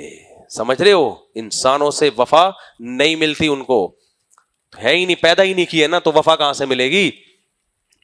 تو یہ سب ٹوپی ڈرامے ہیں. تو نسل اس بیس پہ روکنا کہ کھلاؤں گا کہاں سے, اس بیس پہ نسل روکنا بولو حرام ہے. اس بیس پہ نسل روکنا حرام ہے, اس میں اللہ کو غضب آتا ہے. تو 6 فٹ کا بنا دیا میں نے تجھے. اور یہ جو ڈاکٹروں کی باتیں سن سن کے لوگ ڈپریشن میں جا رہے ہیں نا, میں بھی ایسی باتیں کر رہا ہوتا ہوں, ڈاکٹر تو کرتے ہی ہیں کہ یہ کھائیں, ایکچولی یہ کھائیں, اتنا پروٹین ہماری ڈائٹ کے لیے, اتنی کیلوریز. یہ مالداروں کے چوچلے ہیں. یہ کس کے چوچلے ہیں یار؟ بول لو نا, میں بھی تو بول ہی رہا ہوں نا. یہ مالداروں کے چوچلے ہیں.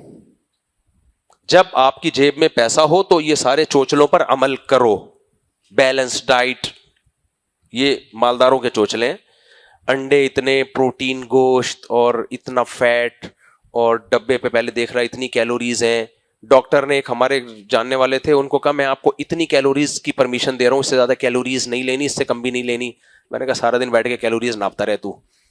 تو یہ مالداروں کے چوچلے ہیں, اور اس پر عمل کرنا چاہیے مالداروں کو. اتنے بادام, میں خود مشورہ دیتا ہوں, جب پیسہ آئے تو سب سے پہلے خوراک اچھی کرو ضرور. جب پیسہ نہیں ہے نا, جو کھاؤ گے ٹھا کر کے لگے گا. غریب آدمی ویسے ہی 100 سال جی لیتا ہے, سمجھ رہے ہو. خوراک کا سسٹم اتنا پیچیدہ اللہ نے ہماری باڈی میں بنایا ہے نا, کہ وہ تمام اصول اور ضابطے ٹوٹ جاتے ہیں جب جیب میں پیسہ نہ ہو. میں بلوچستان میں جب گیا, وہاں میں نے بوڑھے لوگوں کو دیکھا صرف بکری کا دودھ, شہد اور روٹی, اس پہ 90 سال گزار دیے. ابے وائٹامن سی کدھر سے مل رہا ہے تمہیں؟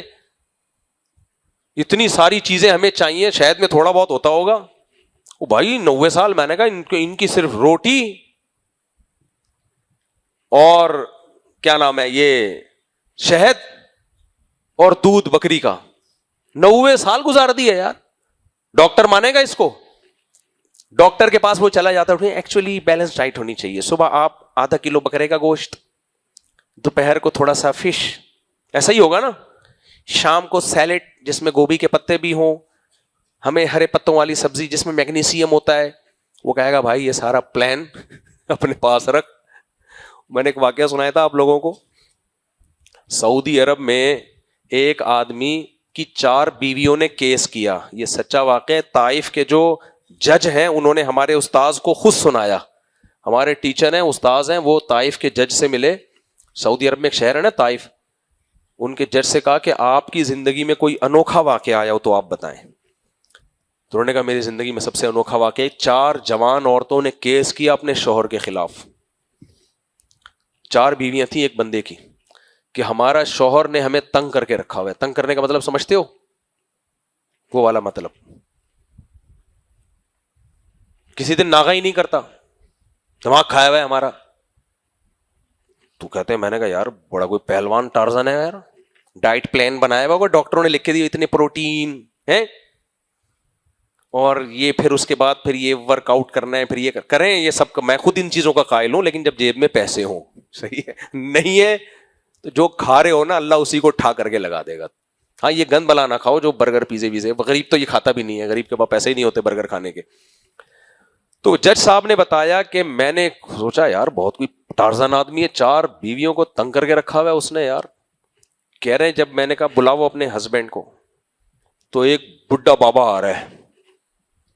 کون آ رہا ہے؟ بڈھا بابا. میں حیران ہوا, کہہ رہے ہیں بھائی. جج صاحب کہتے ہیں میں اس کو سائڈ پہ لے کر گیا, میں نے کہا بھائی کھاتا کیا ہے, کھاتا کیا ہے, ہمیں بھی بتاتے یار, کیس تو گیا تیل لینے. تو اس نے بتایا کھجوریں اور اونٹنی کا دودھ بس, اور میرا خیال ہے کوئی زیتون کا تیل تھا شاید اس میں, آلیو آئل, بس یہ 2 سے 3 چیزیں یہی کھاتا ہوں. کبھی کبھار کوئی عرب لوگوں میں اونٹ کا گوشت مل جائے تو کہتے ہیں. پھر میں نے کہا اچھا جج صاحب نے تو فیصلہ کر لیا ہوگا, آئندہ کھجوروں کا ٹوکرا لا کے رکھ لو. تو خیر کہتے ہیں میں نے اس سے بولا کہ یار تمہاری بیویوں کو شکایت ہے تو یہ تو ظلم ہے, زیادتی ہے. کہتے ہیں اس نے کہا کہ ان سے پوچھو ان کے حقوق ادا کر رہا ہوں کہ نہیں کر رہا, ان کو کپڑا بھی دے رہا ہوں, ان کو خوراک بھی دے رہا ہوں, بچوں کا خرچہ بھی, ان کے جو حقوق ہیں ان میں کوئی کمی کوتاہی ہو تو بتاؤ. کہہ رہے میں نے ان سے اس کی 4 بیویوں سے پوچھا, انہوں نے کہا کوئی کمی کوتاہی نہیں, خوب کھلا پلا رہا ہے. اس نے کہا جب ہم حقوق پورا ادا کر رہا ہے تو ہمارا حقوق بھی پورا ملنا چاہیے. جج صاحب کہتے ہیں میں نے 4 کو بھیج دیا, جاؤ بھائی اپنا گھر کے مسئلے گھر میں حل کرو. تو اتنا پریشان, آپ اندازہ لگاؤ کہ کورٹ میں آئی ہیں, کورٹ میں آ گئی. تو بھائی اللہ کے قانون اور اللہ کے ضابطے, جب جو گنجائش ہے, تو میں اپنا وہ بس واقعہ سنا کے اس ٹاپک کو ختم کرتا ہوں. ایک تو میرے کلپ کم وقت ادھورے چلتے ہیں, اس سے آدھی بات جاتی آدھی نہیں جاتی, پورے چلایا کرو کلپ, نہیں تو چلاؤ ہی نہیں.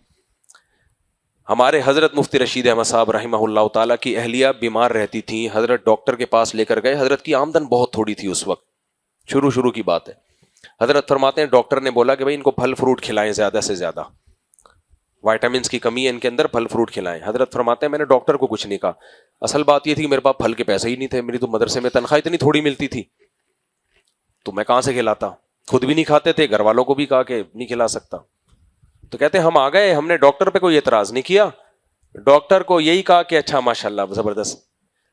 حضرت کے گھر والے بھی بڑے توکل والے تھے. حضرت کہتے ہیں ہم نے کہا کہ بھائی اگر ہمارے لیے پھل فروٹ کی ضرورت ہوتی تو اللہ ہمیں پھلوں کے پیسے دیتا نہیں ہے, اس کا مطلب ہمارے لیے ضرورت نہیں ہے, اللہ روٹی میں ہی سب کچھ پورا کر دے گا.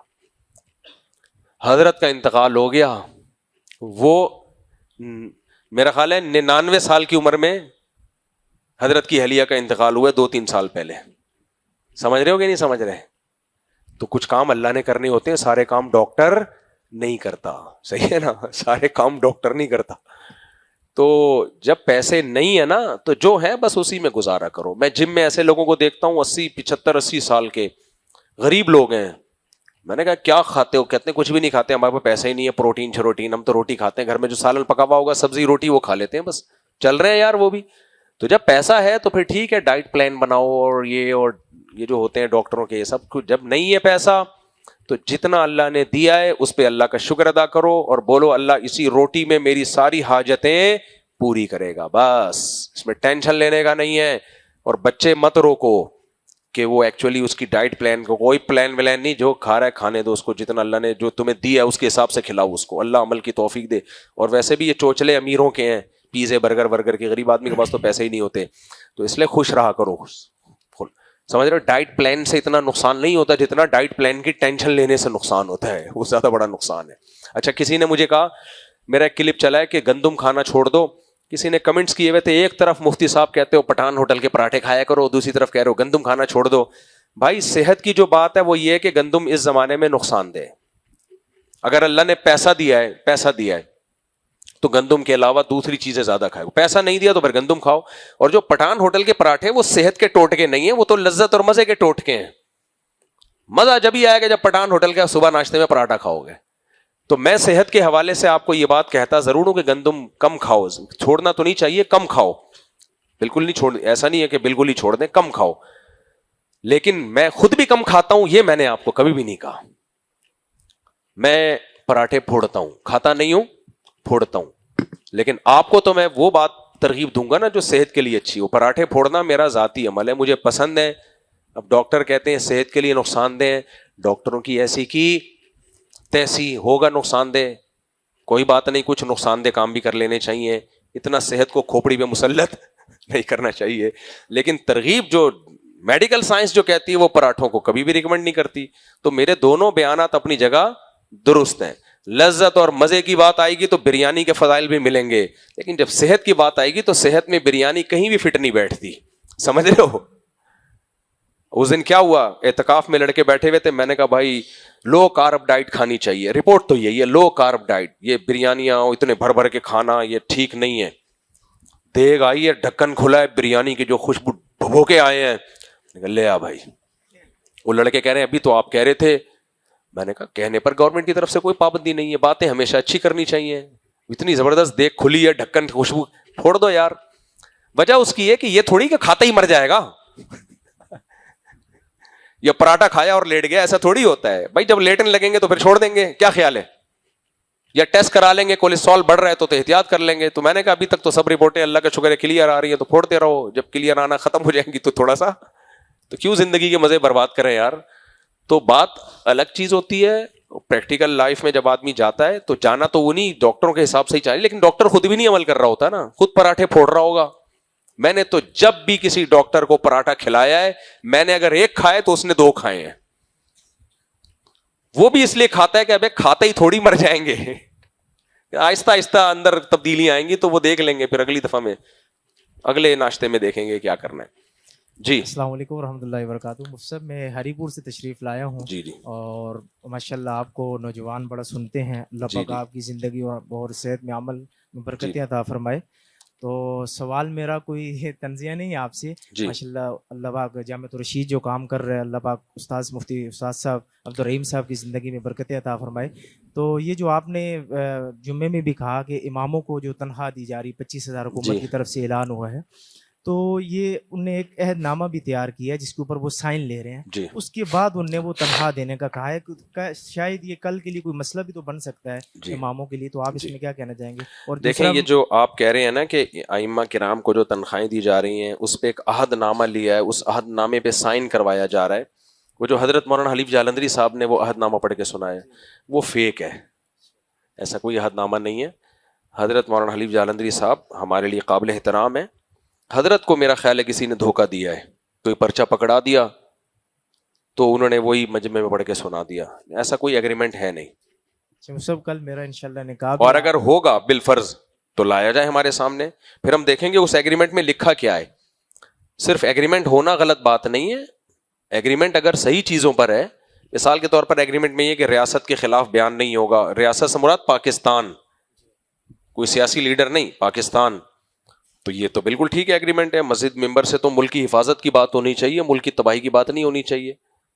تو اگر اس طرح کا ایگریمنٹ ہے پھر تو لیکن کوئی ثبوت کے ساتھ کوئی سچی مچی کا, میں نے جتنے ائمہ ہیں ان سے جو ہمارے رابطے ہیں وہ کہہ رہے ہیں ہمیں تو کوئی ایگریمنٹ نہیں. اچھا کے پی کے میں جن اماموں کو تنخواہیں مل رہی ہیں عمران خان کے دور میں جو ملنا شروع ہوئی, وہ کہہ رہے ہیں کہ ہم تو عمران خان مخالف پارٹیوں کے جلسوں میں بھی جا رہے ہیں پھر بھی ہمیں مل رہا ہے.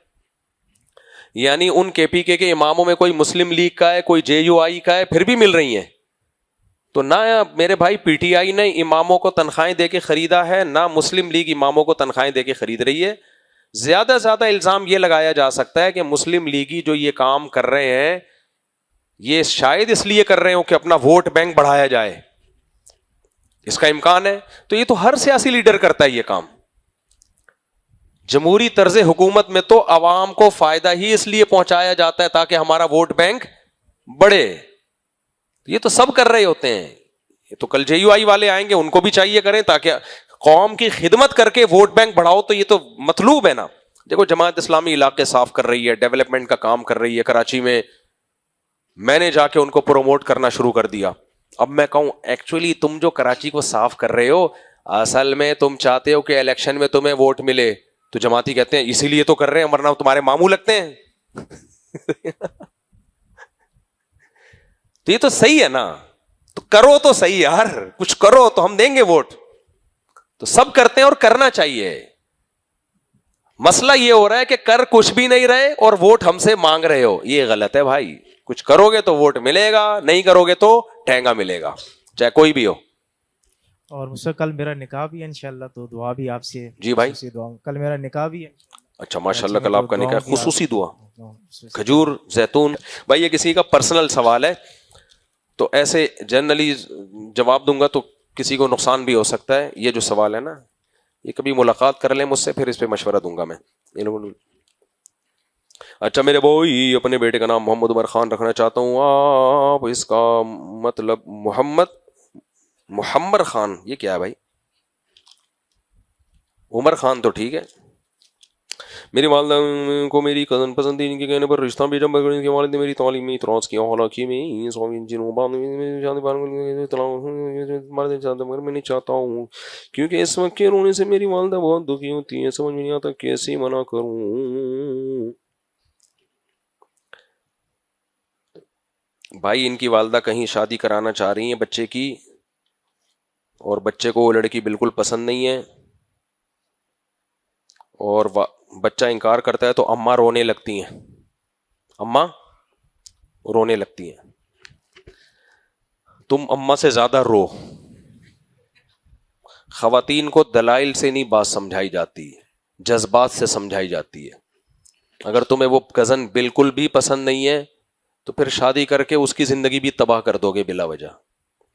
ویسے تو یہ ہے کہ جہاں ماں کہہ رہی ہے وہاں کر لو, اس میں برکتیں ہیں, ماں کو خوش کر دو ثواب ملے گا یار.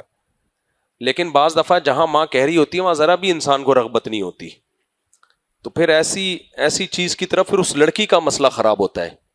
تو اس لیے اگر بالکل بھی طبیعت نہیں چاہ رہی ہے اس کی طرف اور ماں رو رہی ہے, تم اور زیادہ پھوٹ پھوٹ کے رو. اماں کو تم پہ ترس آ جائے, نہیں میرے بچے تو بات ہی جذباتی ہو گیا ہے, تو پھر انشاءاللہ اب ماں سے سختی نہیں کی جا سکتی, بس روتے رہو بیٹھ کے. ہر وقت غمزدہ رہا کرو, رو چھپ چھپ ہچکیوں کی آوازیں نکالو. ہچکی ریکارڈ کر کے نا اپنے کمرے میں رکھ لو, کمرے کنڈی لگائی, رونے کی آوازیں انٹرنیٹ سے ڈاؤن لوڈ کرو, رچ کے ماں سمجھے مر گیا میرا بچہ, ہاں دروازہ بچائے دروازہ بچائے. پھر پیاز سے جو آنسو نکالے تھے وہ پوچھو اور بولو کہ اماں میں راضی ہوں, میں آپ کو منع نہیں کر سکتا, میں آپ میری زندگی میں. پھر رو, پھر رو, بس آپ کے کہنے پہ راضی ہوں, باقی میرا زندگی تباہ ہو رہی ہے میری, بس آپ کہہ رہی ہو تو کر رہا ہوں میں. پھر رو, اس سے کام بن جائیں گے انشاءاللہ. لوگ پتہ ہے دوسری شادی کر کے نا پہلی بیوی کو خوشی خوشی بتا رہے ہوتے ہیں بس میری بھی شادی ہو گئی ہے, وہ بیچاری کی جو ہے نا دل پہ آرے چلتے ہیں اس سے. آپ ہر ایک سے ملو خوشی سے میری شادی ہو گئی, گھر میں سسرال والوں سے یہ نہ کہو میری شادی ہو گئی ہے, یہ بہت برا, یہ صحیح بات کہہ رہا ہوں میں. ان کو بتاؤ کہ یار پھنسوا دیا مفتی صاحب نے شادی کروا کے مجھے, کیونکہ بیوی کو ایک تو زخم لگے ہیں اور اس پہ آپ ہنس ہنس کے اس کو بتا رہے ہو. اس کو یہ بولو یار پھنس گیا, مجھے کیا پتا تھا یہ ہوگا, پھنس گیا میں بری طریقے سے, تو مجبور ہو گیا ہوں, اب نہ چھوڑ سکتا ہوں, کم بخت کو نہ رکھ سکتا ہوں. دل تو چاہتا ہے چھوڑ دوں لیکن اس کے بھائی اتنے خطرناک ہیں. ایسا بناؤ کہ بیوی خود کہے نہیں نہیں نہیں چھوڑنا نہیں, پلیز چھوڑنا نہیں, میں مر جاؤں گی اگر چھوڑا تم نے اس کو. اس کو یہ شو کرو میں نے اگر اس کو چھوڑا, میں چاہتا ہوں چھوڑ دوں لیکن چھوڑا تو تم بیوہ ہو جاؤ گی, اب تمہارے پاس آپشن ہے, سالے مار دیں گے مجھے جان سے. تو اس میں سیاست سے کام لینا پڑتا ہے. ایسے بیوقوف لوگ شادیاں کر رہے ہیں, شادی کرتے ہیں جا کے خوشی خوشی بتا رہے ہوتے ہیں سالوں کو یار کر لی ہم نے بھی, اس سنت کام کیا ہے, کوئی حرام کام نہیں کیا. بھائی اس کو دلائل مت دو, اس کو جذبات کہ کام ہو گیا ہے بس اب کیا کریں ہو گیا ہے, اس طرح کر کے. میں نے بھی یہی کیا تھا جب میری اب تو پرانی بات ہو گئی, اب گھر والوں کو کوئی مسئلہ نہیں ہوگا انشاءاللہ. میری جب دوسری شادی کی ہے تو میں رویا بھی تھا گھر والوں کی, میں نے کہا پھنس گیا ہوں, برے طریقے سے پھنس گیا ہوں, میں کہیں کا نہیں رہا, کہیں کا نہیں رہا, نہ میں ادھر کا رہا میں ادھر کا. تو وہ ہوتا ہے, وہ تھوڑا سا یہ کرنا پڑتا ہے, اور یہ جائز ہے. یہ کیا ہے؟ جائز ہے. نبی صلی اللہ علیہ وسلم نے فرمایا کہ بیوی کو خوش کرنے کے لیے جھوٹ بولنا بھی جائز ہے. وہ والا جھوٹ نہیں جو آپ لوگ بول رہے ہوتے ہیں, یہ والا جھوٹ تو اس کی مصلحت میں ہے نا, پھنس گئے ہیں یار کیا کریں, ایسا کیا کرو. میرا بیٹا اس کو زیادہ میرا بیٹا نماز گھر میں پڑھتا ہے, اس کو میں زیادہ مسجد کا نہیں بولتی, ڈر لگتا ہے کہیں جو نماز گھر میں پڑھتا ہے کبھی وہ بھی نہ چھوڑ دے, سمجھ نہیں آتا کیا کروں. بھائی مسجد میں بھیجیں اس کو. بعض خواتینیں ڈر رہی ہوتی ہیں مسجد میں اتنا سا بچہ ہے, لڑکے بھی ہوں گے, بھائی اس کو حفاظت کرو اس کی, لیکن لڑکوں میں بھیجو تو صحیح, اس کو چھوئی موئی بن جائے گا, لیڈیز بن جائے گا بالکل. وہ لڑکا لڑکوں میں رہے گا تو انسان کا بچہ لڑکا بنے گا, کانفیڈنس پیدا ہوگا, لڑکوں میں کھیلے, گلی ڈنڈا بھی کھیلے, ہم وہ کہتا نہیں کیا کیا بچپن میں کھیلے, ہاکی کھیلے, کیچڑ اٹھا کے مارے ایک دوسرے کو ہم نے. ابا ہماری نگرانی بھی کرتے تھے, بگڑ تو نہیں رہا کہ چرسیوں میں تو نہیں بیٹھ رہا, پٹے بھی ہیں, پیٹا بھی ہے, لڑائیاں بھی ہوئی ہیں, مکے بھی مارے ہیں لڑائیوں میں, مار بھی کھائی ہے, مارا بھی ہے, سب کچھ بچپن میں یہ سب چیزیں چلتی ہیں. تو بچے کی صحیح تربیت ہوتی ہے, وہ مرد بنتا ہے. اور اگر بچے کو چھوئی موئی نہلا دھلا کے استنجا کرا کے ہر وقت خوشبو میں اس کو صاف ستھرے کپڑے پہنا کے وہ بنا کے ڈمی بنا کے بٹھا دیا آپ نے اس کو, ادھر نہیں جانا ادھر نہیں جانا ادھر نہیں جانا, یہ نہ ہو جائے وہ نہ ہو جائے, تو ٹھیک ہے بگڑے گا نہیں, یہ تو گارنٹی ہے, بہت شریف بنے گا, لیکن وہ آدمی نہیں رہے گا, اس میں کانفیڈنس لیول زیرو ہو جائے گا. دو آدمیوں کے سامنے بیٹھ کے بات کرنے کی طاقت نہیں ہوگی, ڈیبیٹ کی پاور نہیں ہوگی, آنکھوں میں آنکھیں ڈال کے کسی کو جواب نہیں دے پائے گا. کچھ معاشرے میں کوئی ایسا کام کا آدمی نہیں, حتیٰ کہ بیوی بھی نہیں پال سکتا. وہ جب اس کی شادی ہو جائے گی تو بیگم بولے گی یہ چاہیے, بولے گا امی سے پوچھ کے بتاؤں گا میں. بیگم بولے گی ہنی مون منانے کہیں چلتے ہیں, انڈا موڑی لے جائے یار کہیں چائے پلانے کے لیے, سوئٹزرلینڈ تو نہیں لے کے جا رہا, امی میں انڈا موڑ جا رہا ہوں, بیگم کو بھی لے کے جا رہا ہوں, اجازت ہے؟ امی بولیں گے نہیں, تیرا باپ تو مجھے کہیں نالا اسٹاف نہیں لے کر گیا, تو انڈا موڑ لے کے جا رہا ہے. پھر بیگم کو بولے گا دیکھو امی نہیں مان رہی, دیکھو میری ماں, صحیح ہے نا. تو مرد کو اللہ نے عورت کو مرد کے حوالے کیوں کیا ہے؟ مرد کیا ہوتا ہے؟ مرد ہوتا ہے. وہ بہن کا تحفظ بھی کر سکتا ہے, بیوی کا بھی کر سکتا ہے, ماں کا بھی کر سکتا ہے. اگر وہ عورتوں میں ہی پلے بڑھے گا نا تو وہ بھی لیڈیز بن جائے گا. خود اس کے تحفظ کی ضرورت ہوگی, خود اس کی ضرورت ہوگی کہ اس کو کوئی پالے, اس کو کوئی سنبھالے. ہم تو بھائی باہر جب پٹ کے آتے تھے نا لڑکوں سے, مارے پھڈے ہوتے تھے, پٹ کے آتے تھے, گھر میں شکایت لگانے کی بھی اجازت نہیں تھی. اماں کو شکایت لگاتا تھا نا میں اپنی والدہ کو, والدہ کہتی کون ہے, کس نے مارا ہے میرے بچے کو. لیکن بڑے بھائی کو جب پتا چلتا تھا تو بڑا بھائی یہ نہیں کہتا تھا کس نے ہاتھ اٹھائے میرے بھائی پہ, بلکہ وہ مجھے ہی الٹے ڈانٹتے تھے. بولے یا تو پٹا نہیں کرو, پٹو تو گھر میں رو کے نہیں آؤ, اپنی بزدلی کو گھر میں آ کے بیان مت کرو. تو آدمی آدمیوں کی تربیت ایسے کرتا ہے. ہماری اسکول میں بڑے پھڈے ہوئے ہیں, اس کے جب سے میرے بھائی نے مجھے ٹوکا نا, میں ایک دفعہ کوئی بڑا آدمی تھا, اس سے بڑا کیا مطلب مجھ سے 2 سال بڑا, لڑائی ہوئی, اس نے مجھے زور کی یہاں جب لگایا تو میں بھنا گیا نا, اور میری آنکھوں سے آنسو نکل گئے. روتا ہوا جب میں گھر گیا تو میرے بڑے بھائی کی نصیحت مجھے یاد ہے, انہوں نے بولا دیکھو یا تو پٹو نہیں, اور اگر پٹو ہو نا, مار کھا کے آئے ہو, تو گھر میں اپنی ذلت کو بیان مت کرو, وہیں آنسو پوچھ کے آیا کرو. گھر میں آ کے بتاؤ دیکھا کیسا مارا, سمجھ رہے ہو. تو آج کل یہ سیٹ اپ مارکیٹ سے کیا ہو گیا ہے, شارٹ ہو گیا. بچوں کو ایسا بزدل بنایا جا رہا ہے. ہم کوئی بہت بڑے ٹارزن بہادر ہیں نہیں, لیکن میں ایک مثال دے رہا ہوں آپ کو کہ بچوں کی تربیت صحیح کرو بھائی.